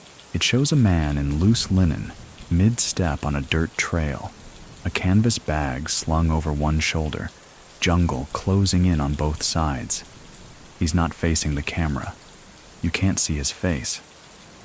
But the posture is unmistakable, upright, steady, calm. Lo Hsing Han. Before Asia World, before the generals, before the myths. The photo was said to be taken by a KMT soldier in the 1950s, using a borrowed camera during a drug run that passed without incident. Only a handful of prints were made. And when asked about it once, Stephen reportedly said, "It reminds me that every empire starts with one man walking. No gold, no crown, no convoy, just the sound of footfall on soft earth. That, in the end, is the legacy. Not the empire, not the cement, not even the silence, just the memory of motion, forward, steady, unseen." The deeper you trace Lo Hsing Han's footsteps, the more you realize his story is not a straight road. It winds like the jungle trails he once walked, bends around danger, loops through power, and ends in silence. And yet, echoes of it still shape Myanmar's daily life. By 2023, the landscape of Myanmar has changed dramatically. Again, the military coup of 2021 has fractured the nation. Street protests have turned into armed resistance. Ethnic conflicts have reignited. The dream of a peaceful transition has crumbled into smoldering checkpoints and digital blackouts. And still, Asia World Company operates, not loudly, never loudly, but effectively. Trucks still move, contracts still close, construction still hums under overcast skies.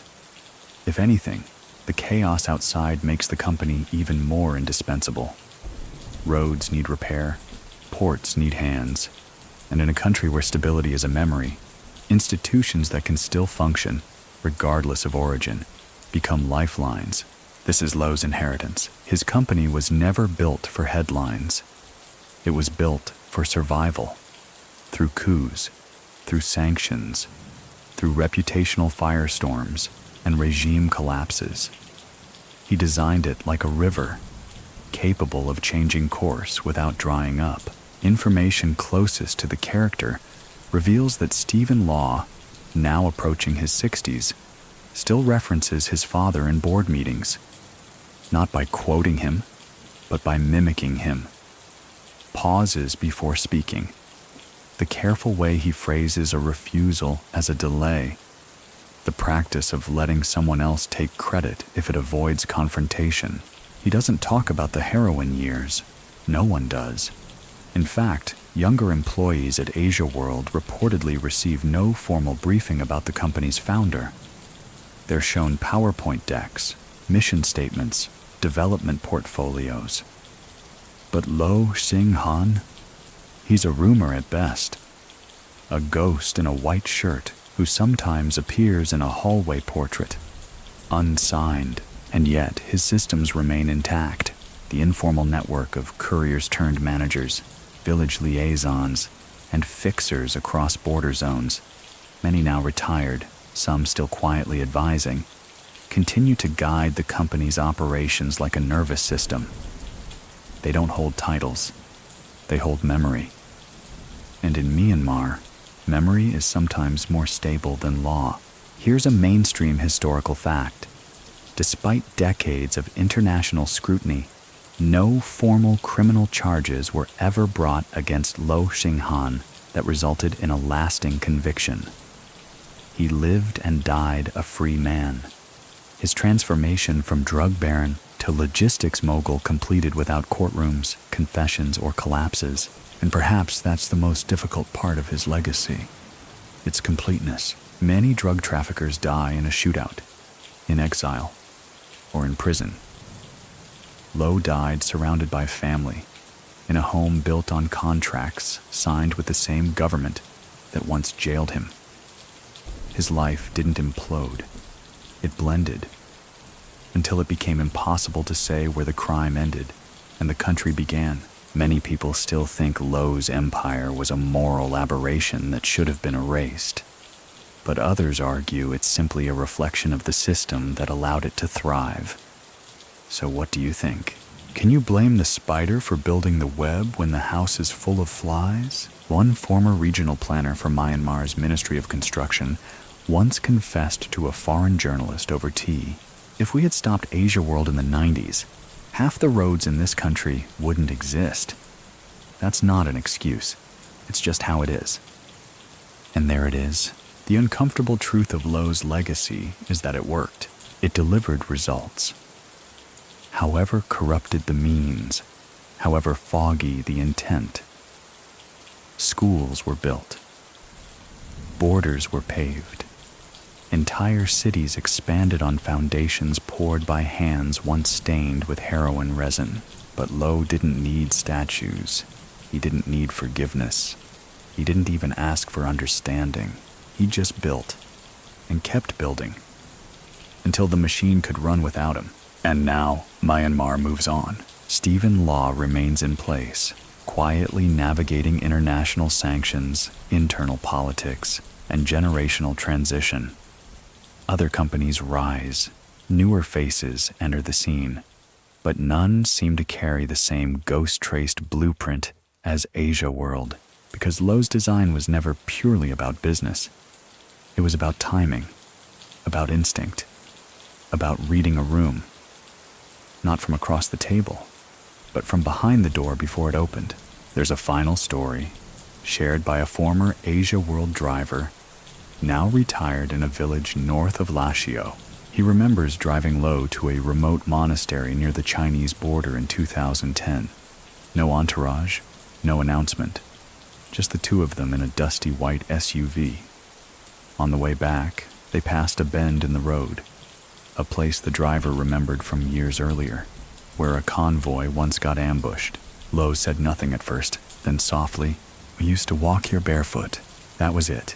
No nostalgia, no lecture, just a sentence placed gently into the noise of the engine. And that, perhaps, is the true ending.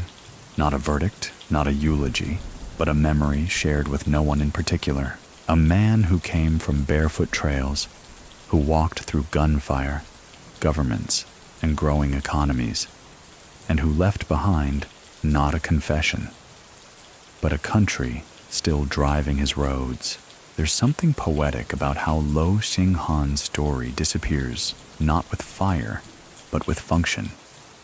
In a region known for spectacle, assassinations, coups, flamboyant rebels with sunglasses and rifles, Lo left behind no blood-stained throne, no final confession, no ruins to be romanticized. He left behind systems that still run, and those systems, as of the mid-2020s, are so deeply embedded in Myanmar's economy that it's difficult, almost impossible, to separate them from the nation itself. Try pulling at the roots of Asia World, and you'll find them tangled through shipping manifests, land records, contractor agreements, and the cellular memory of an entire generation of bureaucrats. But ask anyone under 30 who Lo Hsing Han was, and you'll likely get a shrug. Maybe a confused look. Maybe a mumbled, "Wasn't he a businessman?" Maybe silence. And that's exactly what he designed, because Lo didn't just want to be rich. He didn't just want to survive. He wanted his shadow to remain after the body was gone, quiet, vague, and enduring. Something you couldn't grab, but could never quite escape. His son, Stephen, now holds the reins with both hands, but speaks little. Asia World operates with corporate polish, press releases, board meetings, polite nods toward sustainability and modernization. It even funds community programs and school development grants. If you read the company's website, you'd think it was a civic angel. But in the spaces between those lines, if you know where to look, you'll find the old roots, the original bones of the empire, supply chains that don't exist on paper, partnerships older than public records, a culture built not on quarterly goals, but on quiet loyalties born in jungle camps and temple courtyards. Information closest to the character suggests that Stephen keeps a photograph of his father tucked inside a file drawer in his office, away from the walls, away from visitors. It's not of Lo as an old man in linen. It's not of him at a ribbon cutting. It's a much older photo. Young Lo, seated cross-legged, holding a ledger book in his lap, squinting at the page under candlelight. No gold, no poppies, just paper, ink, and calculation. It's a reminder, not of wealth, but of focus. The kind it takes to build something out of nothing and leave no fingerprints behind. And in the grander landscape of Myanmar's corruption-stained development boom, Lo's story becomes an origin myth. He wasn't the most violent. He wasn't the richest. He wasn't even the most daring. But he may have been the most disciplined. While others built noise, Lo built silence that could carry weight, a mainstream historical fact. Even after Lo's death and the multiple waves of US and EU sanctions against Asia World, the company continued to win major construction contracts, including those tied to international partners operating through proxies and subcontractors.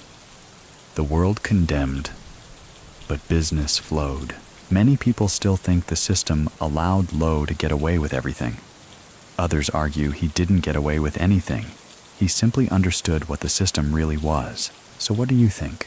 If the jungle rewards quiet footsteps more than loud claims, is it the walker's fault for surviving? If a state funds itself with bribes while decrying corruption, is the briber or the hypocrite more to blame? And if the only roads that lead forward were once traced by contraband, do we still drive them? The most powerful legacy isn't statues or slogans. It's infrastructure. It's the road that takes your children to school, the port that brings in medicine, the telecom tower that lets you call your uncle across the border. Lo built those, not out of altruism, but out of necessity. And maybe that's why his story endures, not in heroic ballads or courtroom dramas, but in whispered acknowledgments. A slow nod from a general, a village elder's vague smile, a contractor's pause before naming a price. There's one final image, a composite of rumor and truth that captures Lo Hsing Han best. A dirt path in Shan State, now paved and yellow-striped. At a bend in the road, under a banyan tree, there's a stone bench. No plaque, no markings. Local drivers say that's where Lo used to stop. Not for prayer, not for meetings, just to sit, to think, to measure the day's silence against the pulse of the land. Sometimes, late at night, someone still leaves a cup of tea there, lukewarm by morning, untouched but respected. Because for all the kingdoms that fell, for all the names now forgotten, his roads still hold. And in Myanmar, that means more than memory. It means momentum. In the years that follow, Myanmar drifts between unrest and uneasy silence, like a country holding its breath between storms. Elections come and go, each one less trusted than the last. International headlines flash briefly, then fade. But under it all, beneath the protests, beneath the military parades, beneath the foreign investment reports, Lo Hsing Han's imprint remains, not in ideology, not in politics, but in the way the country moves. Ask a port inspector in Yangon where the new container logistics system came from, and they might say it was government planned. But someone older might lean in and whisper, Asia World arranged it first. Ask a customs broker in Muse why certain shipments clear faster than others, and they might shrug, saying, it's just how it works. But they know. Everyone who's been there long enough knows, because long after Lo's death, the networks he shaped still quietly govern the flow of goods, permissions, and decisions across Myanmar. His genius wasn't just building paths for opium. It was building a process, one so durable that it outlasted his own biography. His life is no longer referenced in memos or meetings, but his logic still is. And as Myanmar stumbles into an era of digital modernization, Lo's empire has one last act to play. Stephen Law, who now controls the outer shell of Asia World, begins adopting modern compliance tactics, not because he's cleaning house, but because the markets demand it. Cryptocurrency pressures rise. China's regulatory eyes grow sharper. Western investments remain cautious but curious. And so, like a python sliding into a new skin, Asia World begins to update. It launches a digital transparency campaign, creates a sustainability pledge, promotes mid-level managers from minority regions to appear inclusive. All of it cosmetic? Perhaps, but all of it effective. Information closest to the character suggests Stephen sometimes consults spiritual advisors before signing new partnerships. Not monks necessarily, but fortune readers, men and women who understand the rhythm of timing, the harmony of legacy. Because even as the world demands Excel sheets and quarterly growth, Stephen knows what his father always knew. Power is not measured in speed. It's measured in flow.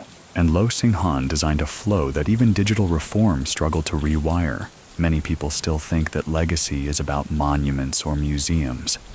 But Lo's is different. His is in contracts that still renew on schedule, in border guards who still wave through familiar trucks, in middle managers who were once teenage mules and now sip instant coffee in air-conditioned offices. So what do you think? Can an empire survive its own erasure if the methods are remembered better than the man? One Asia World employee, now in his 40s, said in a quiet interview that he once asked Stephen Law why the company never hung a photo of Lo in the boardroom. Stephen looked up from his notes and replied, "Because we're still in his boardroom." It wasn't metaphor. It wasn't nostalgia. It was structure. Because even if Lo Hsing Han no longer signs the papers, his blueprint signed the country. There's one final scene to hold on to. An old monk in eastern Shan state, who once accepted donations from Lo, now teaches novices in a modest hilltop monastery. When asked about the man who used to visit, always in silence, always without shoes, he offers only this. He gave without asking. And when he stopped coming, the road he built still brought others. That road, it still leads to the temple, still carries feet seeking silence, still curves through poppy fields now overgrown with vegetables and telecom towers. And maybe that's the paradox of Lo's legacy. He built a road out of shadows, and now it's walked on in daylight, not remembered loudly, not celebrated publicly, but used. And in the end, that's what he always wanted, to be the thing they forget to thank, but never dare replace. By the mid-2020s, Myanmar's geopolitical position becomes more valuable than ever, a crossroads for China's ambitions, India's curiosity, ASEAN's awkward diplomacy, and the West's perennial caution. The country, despite its fractured politics and crumbling infrastructure, becomes a battleground of influence, not through tanks, but through contracts. And wherever contracts flow, Asia World is never far behind. The company continues to secure major roles in the development of special economic zones, SEZs, Chinese-backed railways, and private harbor expansions, sometimes officially, sometimes through shell firms, sometimes without names at all, just presence. Lo Hsing Han, now 10 years gone, is rarely mentioned in boardrooms or business articles. But those who understand Southeast Asia's undercurrents still refer to him in shorthand, like a cipher. This project's running Lo style. Careful, this deal has Lo's fingerprints, even if the ink's dried. Old paths, new maps, same rules. Because Lo didn't just build infrastructure. He built a way of operating, a rule book passed down not in manuals, but in glances and habits. A tempo, a posture, a rhythm. Information closest to the character says that Asia World now trains new hires with a strange phrase embedded in its induction manual. Be the road, not the parade. It's not explained. But if you ask the older managers what it means, they just smile. Because that, in essence, was Lo Hsing Han's philosophy. Let others be loud. You be the thing they must walk on. Meanwhile, Stephen Law is grooming the next generation. Not just his children, but a circle of loyal executives trained in quiet leadership. They're educated, globally fluent, cautious, but assertive. They attend digital conferences, post sparingly on LinkedIn, and never mention how the family earned its first fortune. They don't have to, because everyone already knows and no one dares bring it up. Still, Myanmar's instability continues to boil. Armed conflict in ethnic areas rages on. Internet blackouts recur. Inflation surges. International sanctions intensify after the 2021 coup and its brutal aftermath. Human rights violations are broadcast globally. Foreign investors hesitate. Aid organizations stall. But Asia World, it adapts. It always does. Like a vine that's learned to cling to crumbling walls and polished towers alike, it adjusts its grip depending on the season. Lo trained it that way, and Stephen maintains it, not by force, but by continuity. Many people still think Asia World should have collapsed with Lo's death. That without his cunning, the empire would fragment under scrutiny. But others argue it became stronger without him, because Lo built something more dangerous than charisma. He built process. So what do you think? Is true power the ability to keep building when your architect is gone? Or is it the ability to disappear so completely that no one notices the house was ever yours? One foreign diplomat stationed in Yangon once asked a local political analyst, "Why is it so hard to touch Asia World?" The analyst stirred his tea and said, "Because it's not a company. It's a corridor. It doesn't exist in one room. It exists between rooms." That idea of the in-between is at the heart of Lo's success. He never claimed territory. He claimed movement, controlled what passed through, measured what passed under, and perhaps that's the most haunting aspect of his legacy. The roads he built, literal and figurative, don't just carry goods. They carry memory. They carry habit. They carry a nation's quiet acceptance of how things work, even when they shouldn't. There's a story, soft, almost certainly apocryphal, of a journalist who tried to write a full expose on Lo Hsing Han in 2022. He traveled to Shan State, interviewed former runners, visited old sites where convoys once moved in moonlight, and every time he got close to something definitive, something verifiable, the trail disappeared. Phones were disconnected, names forgotten, villages too polite, officials suddenly busy. In the end, he wrote nothing. Just a line in his notebook. The road's still there, but no one will walk it backward.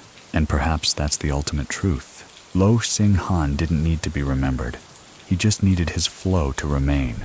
And it has, through asphalt and algorithms, through proxies and port permits, through habits that became handrails for a country unsure whether it's rising or falling. His silence, once a tactic, is now a language. And though his breath is gone, his blueprint continues to exhale with every cargo manifest that clears, every construction site that breaks ground, every bureaucrat who nods at a contract and forgets to ask why. This is how empires stay, not as names etched in stone, but as roots you take without question. And somewhere, between two government buildings connected by a road, Lo once sketched into a napkin. Someone sips tea and moves forward, unaware that they're still walking the rhythm of a man who hasn't walked in a decade. The sun rises slow over Shan State, like it always has, curling gently over jungle ridgelines, casting light across fields where once, long ago, poppy flowers nodded in the wind like secrets. Some are still there, most aren't, but the memory of their bloom lives in the veins of every road laid since. Even now, decades removed from the heyday of Lo Hsing Han's narcotics empire, the terrain remembers. A driver on a government-contracted logistics route might not know the name of the man who once ran Opium along that very same mountain pass, but the curves he leans into, the places he slows, the clearings he speeds through, those were marked decades ago by men with no paperwork but perfect recall. Because while governments rose and fell and maps changed colors, Lo Hsing Han's routes never forgot their purpose. They were designed not just for profit, but for resilience. And that resilience is what remains today. Asia World now markets itself as a fully modernized enterprise. On its official website, glossy, minimal, written in fluent business English, you'll find sections on logistics, infrastructure, power generation, and philanthropy. There are numbers, awards, investment projections, but there's not one mention of opium, Shan State, or the barefoot boy who once carried banana leaf-wrapped paste through checkpoint smoke. The past, carefully excised, and yet impossible to fully sever, because when you build something into the bones of a country, you don't need a name tag, you just need the walls to hold. Information closest to the character suggests that during Stephen Law's recent expansion into energy and telecom sectors, he still consults old contacts, men who were once part of Lo's original courier network, now dressed in collared shirts, seated in air-conditioned regional offices. They never speak of the past, but they carry it in their posture, in how quickly they can get something unstuck, in the way they know which officials need a handshake and which ones just need to feel seen. And even beyond Myanmar's borders, Lo's legacy is still felt. In northern Thailand, customs agents trained in the 80s still recognize the freight patterns. In Kunming, Chinese business liaisons remember which companies to avoid and which ones to call when the supply chain gets complicated. In Washington, D.C., the Treasury's Office of Foreign Assets Control still lists Stephen Law and Asia World on its narcotics kingpin sanctions program. A box checked every year. A legacy too sticky to forget. Many people still think that the West failed to bring Lo to justice. Others suggest there was never a clear justice to deliver. So what do you think? When a man transforms the country around him, brick by brick, does it matter where the first coin came from?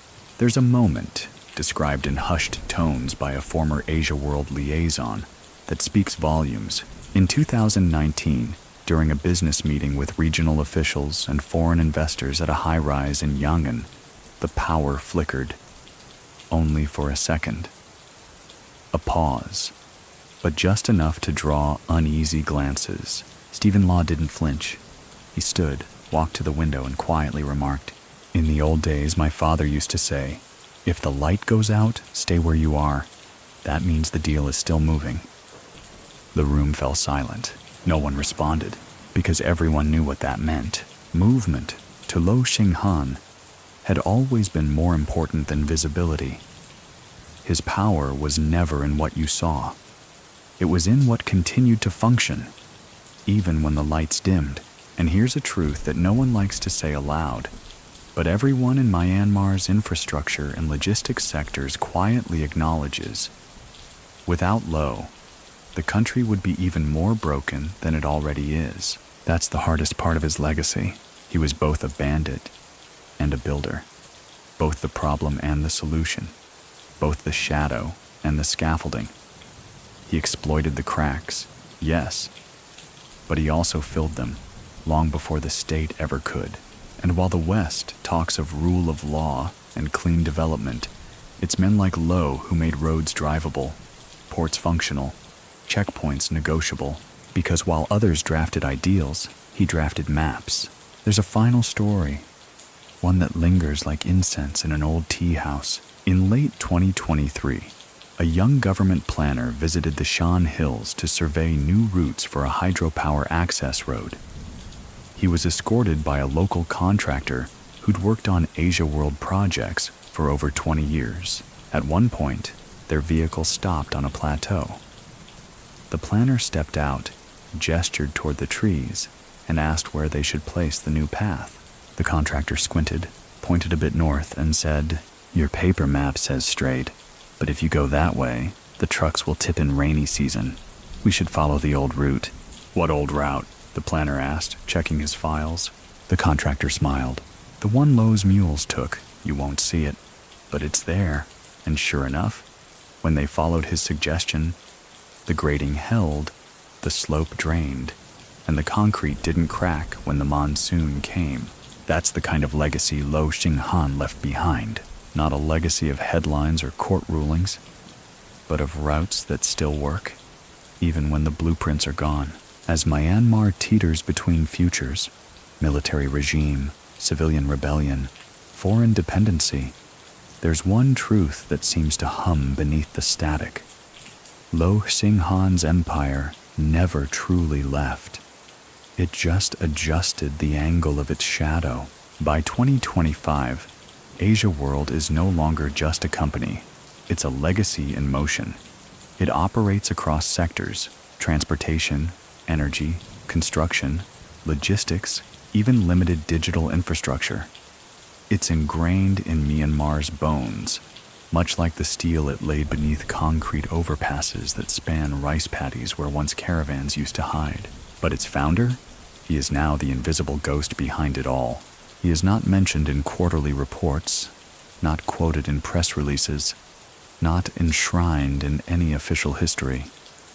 But if you sit long enough in an Asia World boardroom, or walk the perimeter of a port fence on a humid afternoon, or share a second cup of tea with a manager who's been there since before Stephen wore a tie, you'll hear him, in phrasing, in protocol, in silence. Information closest to the characters suggests Stephen Law no longer refers to his father in business decisions directly, but in moments of deadlock, during land disputes, logistical bottlenecks, or political waiting games, he invokes an old phrase Lo favored: don't move the rock, grow around it. That's what Lo always did.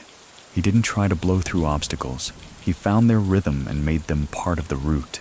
And now, his company, his method, uses the same logic to navigate a nation falling into its old habits of uncertainty and fear. Here's a mainstream historical fact.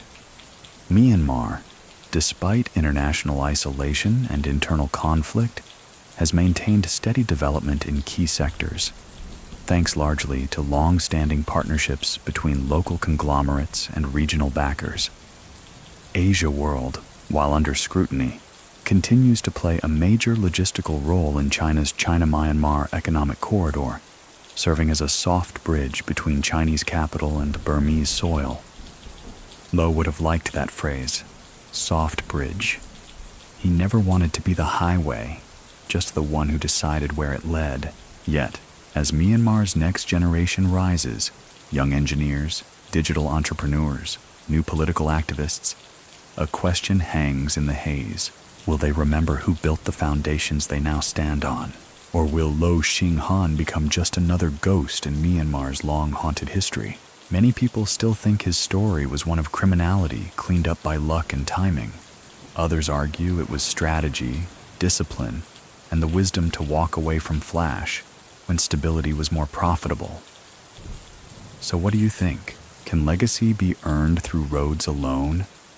Is redemption possible if no one dares to speak the full truth? One young civil servant, posted to Shan State for infrastructure oversight in 2024, kept a personal journal. In it, he wrote, "Everywhere I go, they mention Lo. Never directly, but like a weather report you already understand. No one points, no one explains, but it's clear. He's still here. And there's something elegant in that. Lo Hsing Han isn't a name people shout. He's the pause before a decision. The extra turn taken on a muddy road because the older path just feels more solid. He's the reason why certain buildings went up fast while others stalled.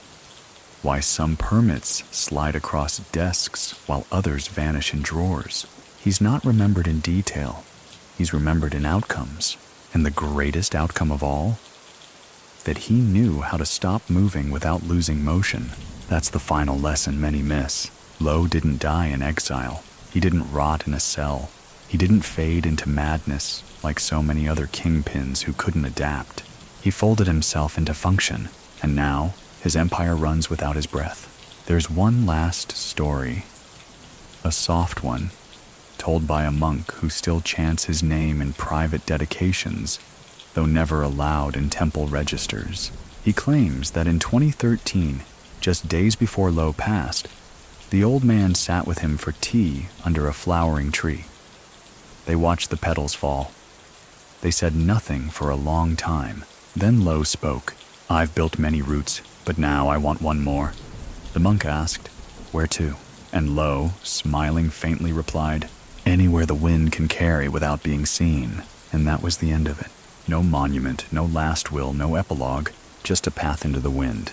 And today, as trucks rumble down roads that bear no name, as deals close in buildings funded by cement poured during quieter times, and as Myanmar drifts between darkness and light, Lo Hsing Han walks on, not in flesh, not in fame, but in function that refuses to forget him. There's a strange comfort in how Myanmar carries Lo Hsing Han's legacy, not as reverence, not as burden, but as habit. He's become part of the country's muscle memory, like the rhythm of a generator during a blackout, or the unspoken rule about which queue moves fastest at the border crossing. You don't question it, you just follow it. And the more the world spins forward, toward apps, satellites, and blockchain, the more remarkable it is that Lo's analog empire still functions in the digital age. Asia World doesn't brag about innovation. It doesn't need to. While other firms scramble for branding, pivoting from cement to AI to whatever the latest acronym demands, Asia World stays where it's always been, underneath. Beneath contracts, beneath conversations, beneath attention. The scaffolding others build atop. That invisibility is not accidental. Information closest to the character confirms that in one of the company's internal memos, never leaked, never shown publicly, Stephen Law once wrote a phrase that echoed his father's entire philosophy. If they need your name to remember the deal won't last. So the name disappears, but the deal remains. And the more Myanmar depends on the network Lo built, the more it normalizes it. A generation now exists that's grown up using the roads, passing through the ports, studying in schools constructed with Asia World money. And yet, they may never have heard the term Golden Triangle. Or if they have, it's a murky concept. Something from history books.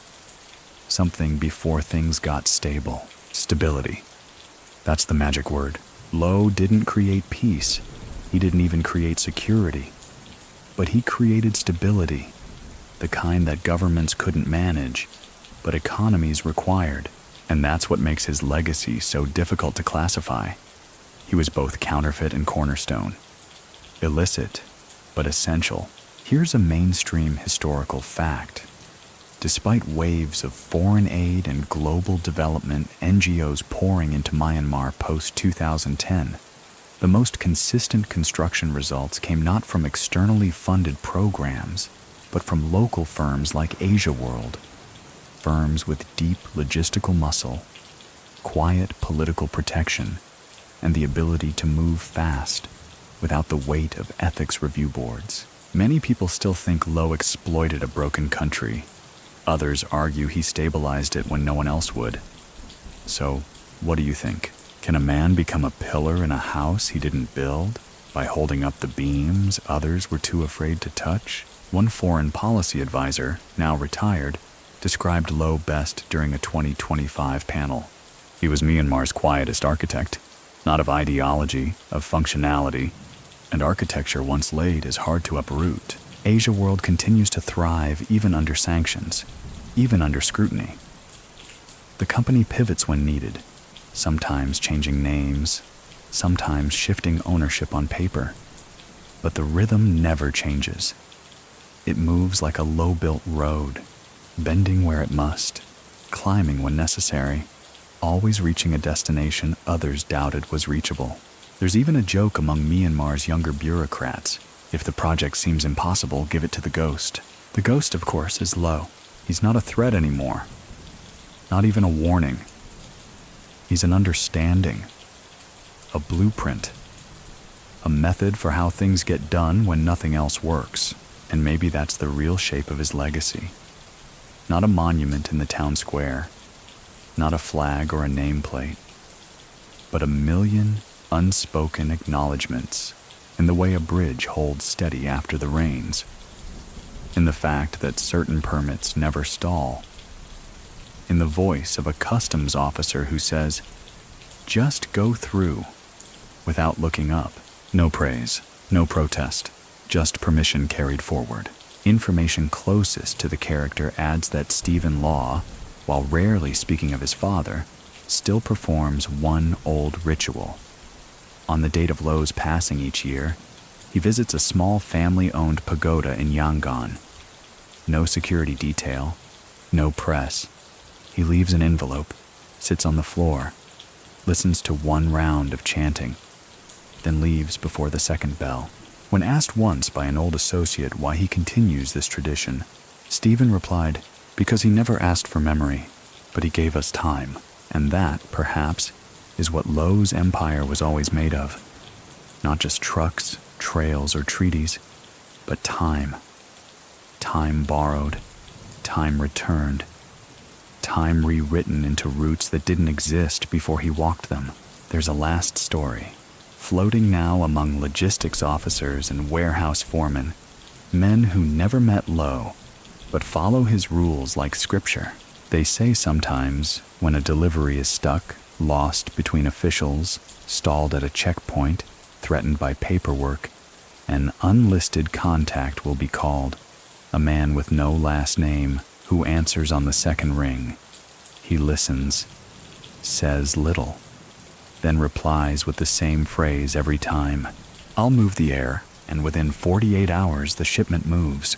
The permit's clear, the bottleneck loosens. No one knows who the voice belongs to, but they all know whose echo it carries. Lo Hsing Han, gone in name, but still moving the air. The routes are quieter now, but they still breathe. Some paved, some still dirt. Some officially named in ministerial documents, others still known only by turns in the jungle and leaning stones that no map records. And in these routes, through dust and asphalt alike, Lo Hsing Han's legacy lives, not as memory, but as momentum. That's the most unsettling thing for outside observers, that a man can pass and yet still move goods, influence permits, and shape a nation's rhythm without uttering a word from the grave. It's not mystical, it's not conspiratorial, it's logistics. And Lo was the most disciplined logistician Myanmar ever birthed. The infrastructure he once built to serve heroin routes now carries water purification tanks. Where mules once crept, fiber optic cables now stretch across ravines. And where border officers once turned blind eyes for envelopes, new officials now tap tablets, but the hand guiding those approvals still knows Lo's name, even if it never dares speak it aloud. Asia World continues expanding, not just in Myanmar, but in joint ventures near China's border, in port access routes leading toward Indian Ocean strategies. It never tries to be flashy. It never hosts innovation expos or makes promises in neon. It simply continues functioning where others fail. In a country known for bureaucracy that gums up development, Asia World still gets things done. Projects that would take others 3 years are built in 18 months. Why? Because Lo's system, though hidden behind modern branding, still functions underneath. Information closest to the character says that Stephen Law, now gray-templed and increasingly measured in public, has begun training a small circle of next-generation executives. Not just family, trusted outsiders too. Those willing to listen more than speak. Those who understand that loyalty isn't bought, it's absorbed through proximity. These mentees don't study spreadsheets. They study silence. How to sit in a meeting and know the answer without stating it. How to grant a favor without ever logging it. How to close a deal with only 2 nods and a phone number. And Stephen, he no longer plays the role of CEO.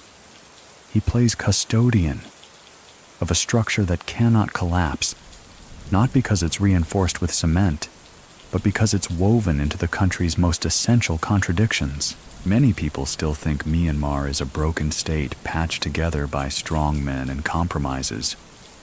But others now say it's a functioning ambiguity.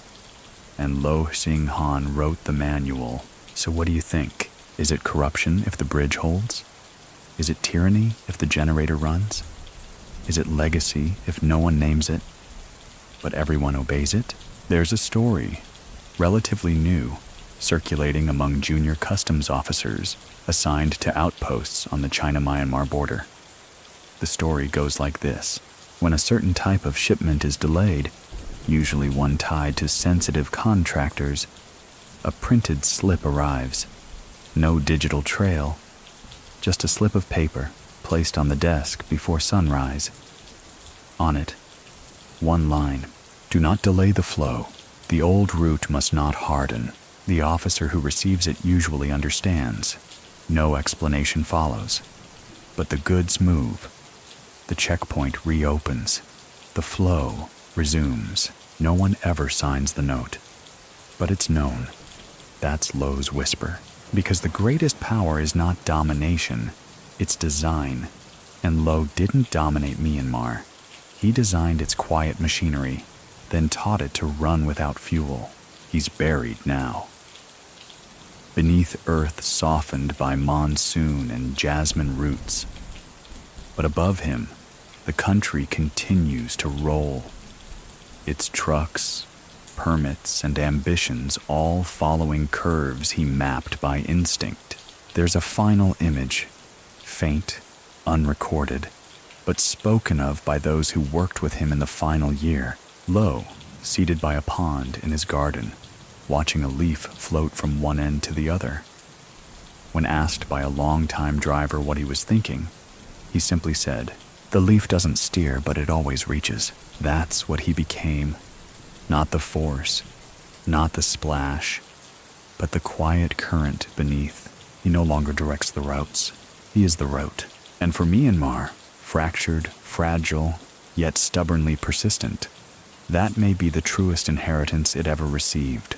Not a hero, not a villain, but a man who understood how to make things move when everything else stood still. In a country where monuments often crumble faster than the regimes that commission them, Lo Hsing Han's real achievement was to build something that didn't need marble. No statue bears his face. No school bears his name. No official anniversary is observed on the date of his death. But if you were to take a drone flight over Myanmar, from the fog-draped hills of Shan State to the shipping lanes of Yangon, you would see it. The web still holds. The roads he planned. The corridors he lubricated. The institutions he politely infiltrated. All of them still function. Not flawlessly, not ethically, but efficiently enough that those who depend on them, government, private business, even foreign investors, are quietly grateful they're still there. That's the final turn of Lo's legacy. Not forgiveness, not erasure, but reluctant gratitude. And it shows. Asia World still wins contracts, still paves roads, still clears customs. Its name no longer raises eyebrows, just expectations. For efficiency, for discretion, for results. Even when spoken behind closed doors, even with the caveat, yes, we know who they are. Information closest to the character says that Stephen Law now spends most of his time in administrative silence, reading reports, not leading press conferences. He knows what his father taught him, that noise attracts correction. Silence attracts continuity, and so the company continues to expand without ever appearing to rise. In 2026, during a televised infrastructure forum in Bangkok, a panelist referred to Asia World as the most reliable, unreliable partner in Southeast Asia. The room laughed, but no one disagreed, because Asia World doesn't advertise trust. It delivers in spite of it. Many people still think Lo's survival was a fluke, an accident of geography and timing. But others know better. They know Lo never trusted the maps drawn by governments or generals. He built his own, with memory, with caution, with intentional absence. So what do you think? Is it possible to lead by disappearing? To become more effective by growing quieter? To outlast your enemies by letting them forget you, but never your systems? One junior logistics planner at a port subcontracted through Asia World described her onboarding like this. We were taught the rules. Then we were told, if something breaks, don't panic. Just ask what the old method was. That's how Lo still governs. Not through authority, but through architecture. And the architecture is everywhere. In 2027, when a landslide buried a segment of highway in Shan State, local officials activated their emergency response. The problem: all the modern routes required weeks of permits and coordination. But within 48 hours, a new detour was graded and graveled, cut through land no one remembered registering. It was a forgotten mule trail, one of Lo's. The relief convoy moved through. Aid was delivered, and no one filed a report, because sometimes the old route still works better than the new excuse.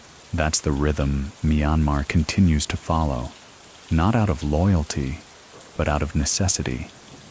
Lo's system isn't romanticized. It's respected the way a mechanic respects an old tool. Maybe it's crooked, maybe it's not clean, but it works. And when the rains come, that's what matters. There's a soft, modern myth now told among younger contractors who inherit Lo's trails without knowing they were his. They say, if you pause long enough at a construction site deep in the hills, if you listen between the wind and the insect buzz, you might hear footsteps. Not urgent, just steady. It's not haunting, it's not ghostly, it's procedural. Because Lo Hsing Han's legacy isn't spiritual, it's mechanical. It keeps going, because he tuned it to survive silence, and silence, in a country where speech can be dangerous, is the strongest currency of all. Lo didn't teach Myanmar to be honest. He didn't teach it to be just, but he taught it how to move. And today, long after he's gone, Myanmar still moves on his terms. As the decade turns, Myanmar continues its delicate balancing act between military dictatorship and whispered reform, between Chinese investment and Western suspicion, between old ghosts and new technology. And through it all, the routes remain open. Not all of them paved, not all of them legal, but all of them familiar.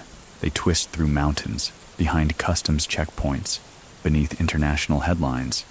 And if you follow them long enough, they lead back, not to a palace, not to a grave, but to a man with a ledger in his lap and no intention of being remembered. Lo Hsing Han. He didn't leave behind a dynasty in the traditional sense. He left behind something more resilient, a rhythm, a pattern of behavior so subtle, so consistent, that even now, long after his passing, it continues to guide decisions made by people who never met him. The Asia World Company persists, of course. It has splintered, rebranded, expanded. It's had subsidiaries sold off and partnerships scrutinized. But the core remains untouched.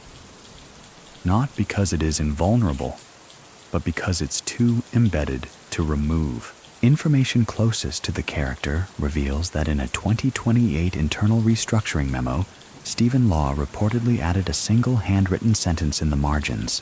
Nothing flashy, just keep the doors open. That's all Lo ever wanted. Not applause, not dominion, just access, just motion. And now, long after the opium fields have been plowed over, long after generals who once drank his tea have died or disappeared, his routes still guide more than trucks. They guide decisions. They guide silence. They guide how business is done when the paperwork is incomplete and the consequences are too delicate for noise. It's the little things, like how, in border towns, elders still remember which hill to cut through when a road is blocked, or how, in certain government offices, junior officers are quietly taught to defer to the builder's channel during emergencies. Or how, in modern contractor meetings, when a project stalls, someone eventually sighs and says, "Time to try the old way." That phrase, "the old way," no longer refers to heroin or bribery. It refers to efficiency without ceremony, to making things move in a country where things usually don't. Many people still think Lo Hsing Han's greatest weapon was his opium empire, but others, those who studied him closely, know it was something else. He understood inertia. He knew that once something moves, especially in Myanmar, it tends to stay moving. If you build the initial slope correctly, gravity takes care of the rest. Roads, deals, silence. So what do you think? Is a man's guilt erased if the system he created becomes necessary? Is he still a criminal if his infrastructure is now used to deliver medicine instead of morphine? There's no answer, and Lo would have liked it that way. In one final recollection, offered by an elderly businessman who once shared a meal with him in the late 90s, Lo spoke of death not as an ending, but as a quiet fade into routine. "If I've done my job right," he said, "they won't remember me, but they'll still use my calendar." And now, in boardrooms filled with younger faces, that calendar still ticks.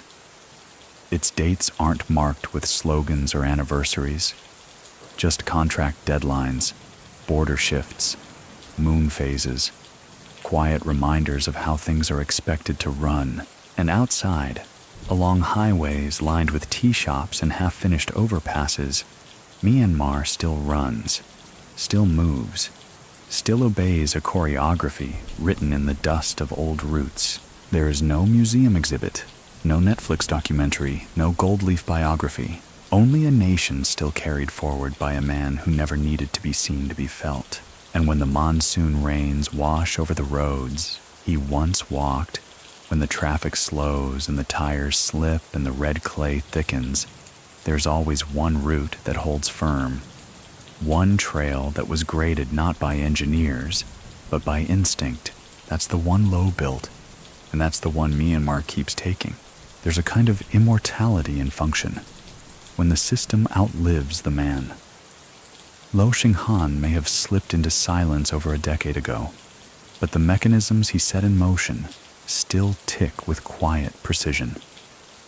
Myanmar, for all its chaos, still runs on his time, and that time is measured not in hours, but in movement. When trucks pass through checkpoints quicker on trusted lanes, when paperwork accelerates after a single phone call, when a stalled permit miraculously clears after tea with the right cousin. Those are Lo's seconds, his minutes, his fingerprints on the pulse. And it's not just in the jungle anymore. Asia World has made its way into every part of the national bloodstream. Urban development, energy partnerships, logistics hubs, telecom support. It's not just a ghost company with a past. It's a framework now coded into the country's forward motion. Stephen Law no longer pretends to be separate from it. He doesn't need to. The old scandals have faded from international urgency. Sanctions remain on paper, but compliance fatigue has set in. The world has moved on. And Stephen? He's content to operate beneath that indifference. It's exactly what his father would have wanted. Information closest to the character suggests Stephen carries one of Lo's last notebooks, not to use it, but as a reminder. Inside, the final entry isn't a deal or a calculation. It's a short phrase written in Lo's tight script, "Make it normal." And that's what they did. They made the roots normal, the silence normal, the movement behind curtains normal. Many people still think Lo was a fluke, a criminal who got lucky. But others know better. They know Lo wasn't lucky. He was invisible with intention. He saw the spotlight coming long before it arrived, and he built his empire in the shadows just wide enough to move goods through. So what do you think? Is it still power if no one's afraid of you? Just waiting for your approval? That's what Lo became. Not a man you feared, a man you factored in. There's a story told by a mid-level logistics officer working along the new road network near the China border.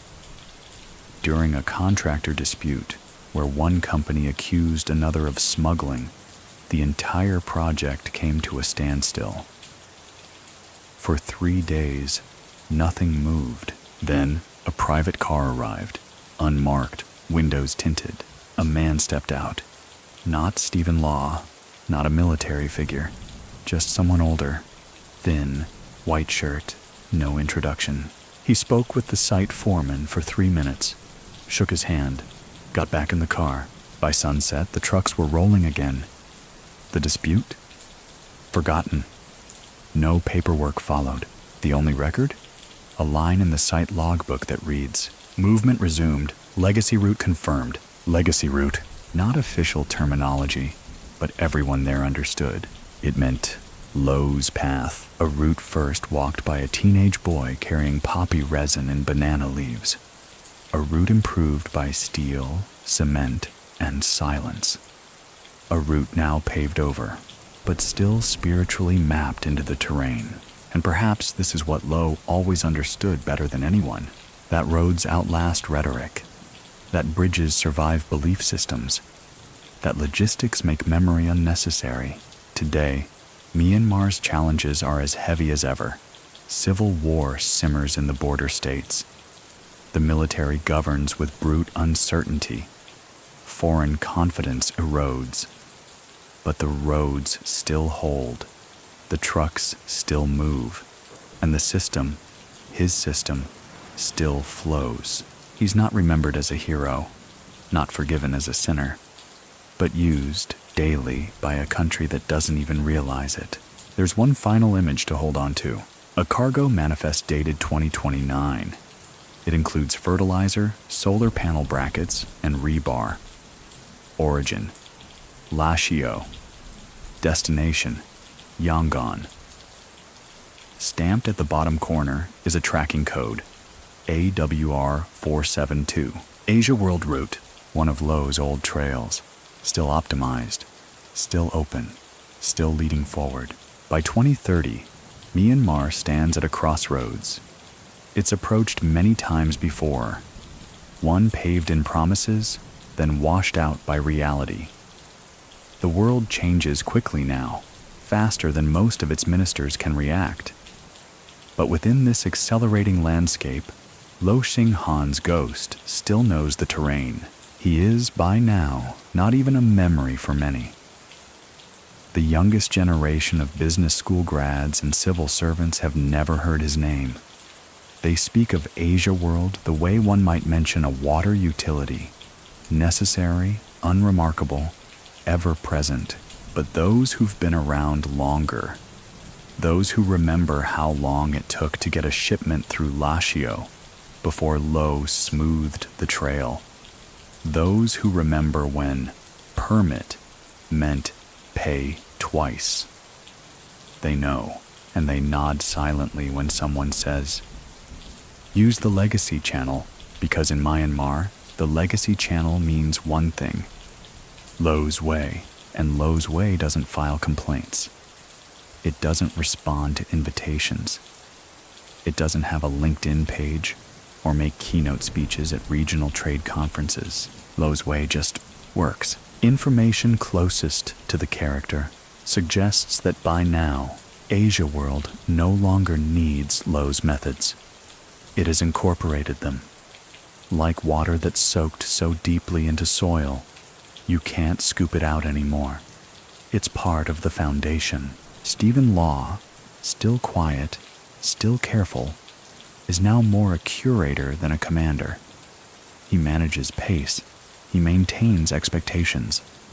When new international contractors arrive, eager and naive, it is Stephen who shows them the soft corridors, the ones that bypass obstruction, avoid embarrassment, and always, always deliver. He never calls it bribery, never calls it influence. He just calls it the channel. And that channel, originally carved out with bare feet, risk, and jungle breath, is now paved with concrete and labeled with barcodes. It is still Lo's. Many people still think Lo was a trafficker who reinvented himself, but others say he was something rarer, an architect of invisible infrastructure, not bridges and terminals, but protocols, habits, expectations, the things no one notices until they stop working. So what do you think? Can a country's nervous system be designed by a man who never ran for office, never wrote a manifesto, never appeared on state television? One junior trade official, now based in Nai Pai Dao, recounts reviewing a set of internal transport maps. They weren't standard issue. Hand-drawn, scanned, faded, annotated in shorthand. And yet, they perfectly aligned with the fastest current routes. When he asked where they came from, the answer was whispered, Lo's book.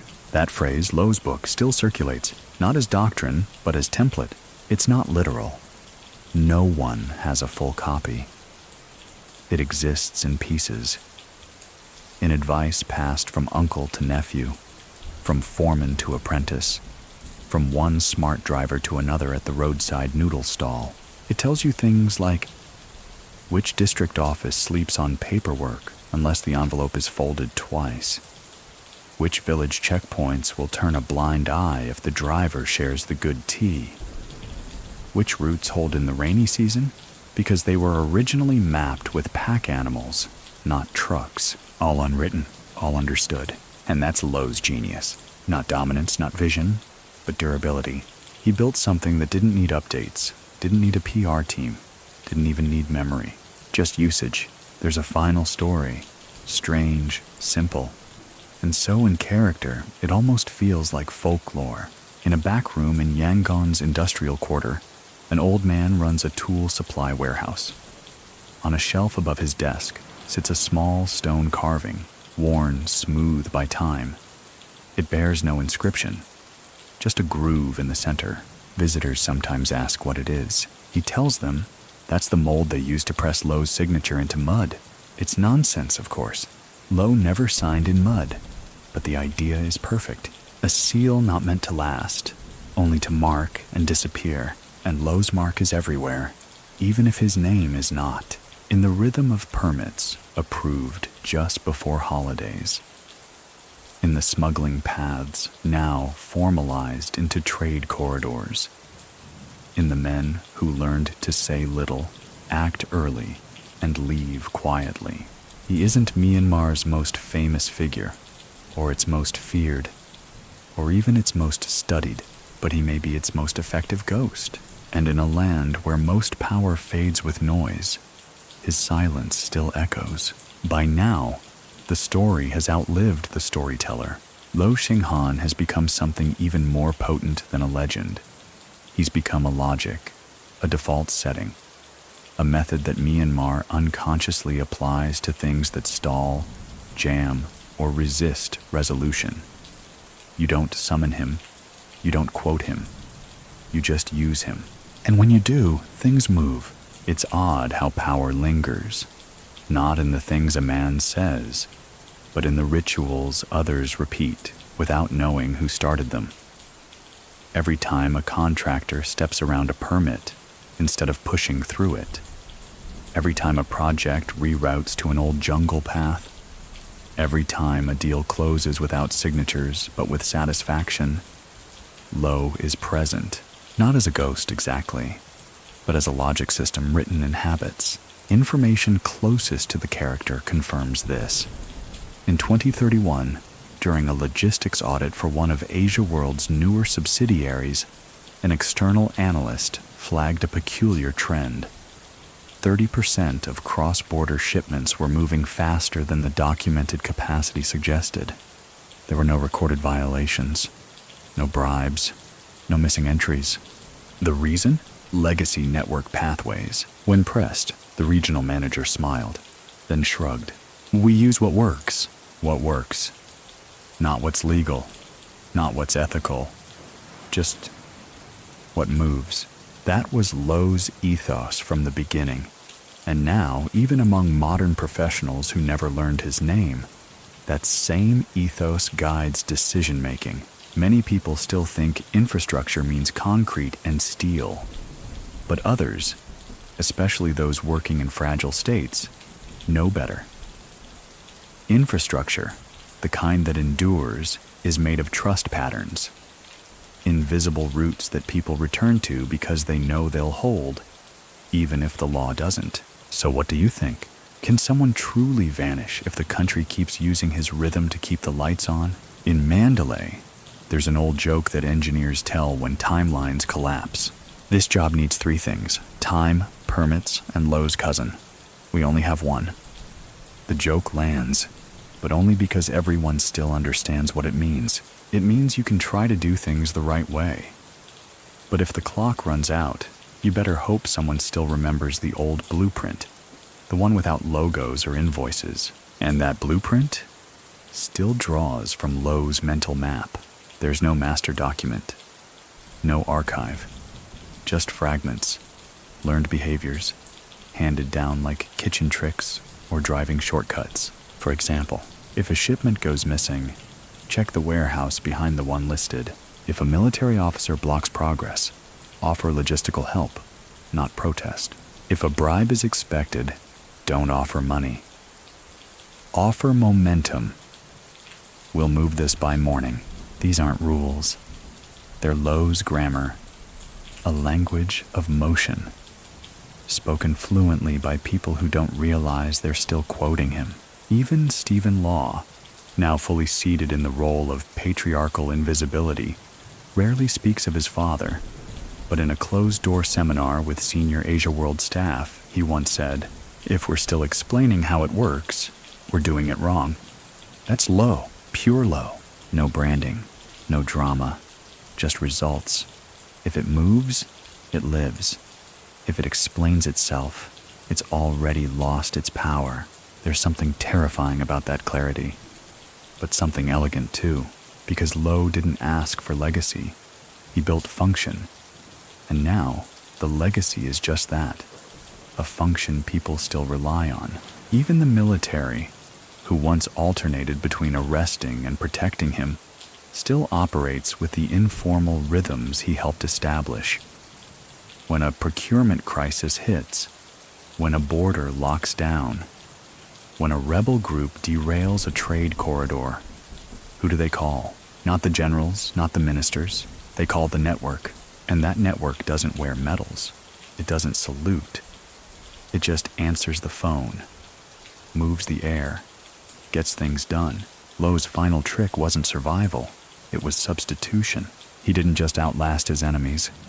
He made himself essential by being absent. And in a world where visibility invites erasure, his absence has become the most powerful presence in Myanmar today. The rain falls heavy in the hills of Shan State now, thicker than memory, older than any border drawn by men. And still, the trucks move. They move not because the government ordered them to, not because GPS says they should. They move because long ago, a boy with quick eyes and quiet instincts learned where the earth would hold, where the mud would yield just enough, and where silence could carry more weight than law. That boy was Lo Hsing Han. And now, as Myanmar continues its quiet ballet of ambition and collapse, the nation still dances to the steps he mapped, not with grandeur, but with grit. The air in Naypyidaw remains stiff with diplomacy, bureaucracy, and broken reform. And yet, logistics flow. Energy contracts hum to life. Cement gets poured. Fiber optic lines crawl into provinces thought unreachable just 10 years ago. And at the center of this is no one, just design. Just a blueprint too deeply embedded to dig out. Just Lo's fingerprint, faded into concrete and behavior alike. Information closest to the character indicates that even now, when international contractors begin new infrastructure work in Myanmar, their local consultants still insist on one strange exercise. Before we start, we drive. 2 days, no agenda. You watch the land, See how it breathes. Why? Because in Myanmar, the map isn't flat. It rises and folds with memory, and Lo's trails still live beneath the roads, sometimes under asphalt, sometimes under suspicion, but always, always where it counts. Many people still think history only remembers the loudest, the revolutionary, the assassin, the king, but others know better. They know history also belongs to the one who figured out where the road should curve so the truck doesn't tip, to the one who whispered instead of shouted, to the one who vanished before he could be blamed, but after everyone learned his system. So what do you think? Was Lo Hsing Han a villain who got away? A trafficker turned tycoon by the grace of timing? Or was he Myanmar's most reluctant architect? One who stitched together a nation's arteries while pretending not to care. There's no verdict, and maybe that's the point, because in a land like this, where the jungle reclaims monuments and leaders disappear into exile or epilogues, only the usable things survive. The bridge, the route, the routine, and Lo built all three, quietly, relentlessly, and without the need for applause. There's one final image worth holding. Not dramatic, not cinematic, just Lo, sitting by a window in the last years of his life, holding a glass of tea. He's not giving orders, not reading the paper, just watching the rain roll down a tarpaulin roof across the yard. And beside him, a dog-eared map of Shan State, unfolded, not for reference, just to remind him he made this, not with guns, not with speeches, but with movement. And now, every mile that still holds, still whispers his name, not to praise, not to curse, just to mark the direction forward. And now, as the final echoes of Lo's world fade into the soft hum of memory, we slow the rhythm, gently, like a truck easing down from a mountain pass. Let the story settle around you. Let the rain he once listened to in Shan State become your backdrop. Let the maps, the trails, the silent nods between men who know, slip into the mist of what once was and what quietly remains. You don't need to remember every detail. That's the beauty of stories like this. They linger where they're needed, not where they're forced. Maybe it's the way a name passes through a conversation. Maybe it's how you notice silence speaks more than noise in the rooms that matter. Or maybe it's just a feeling that somewhere, far away, a road still holds firm in the rain because one man once walked it, barefoot and determined. So tonight, as your breathing slows and your thoughts soften into shapes you no longer chase, remember that not all legacies are loud. Some arrive in the form of movement, some in the shape of what still works when everything else falls apart. Close your eyes. Let the roads fade behind the fog. Let the names blur. Let the world grow gentle. Lo's journey is done now, and so is ours for tonight.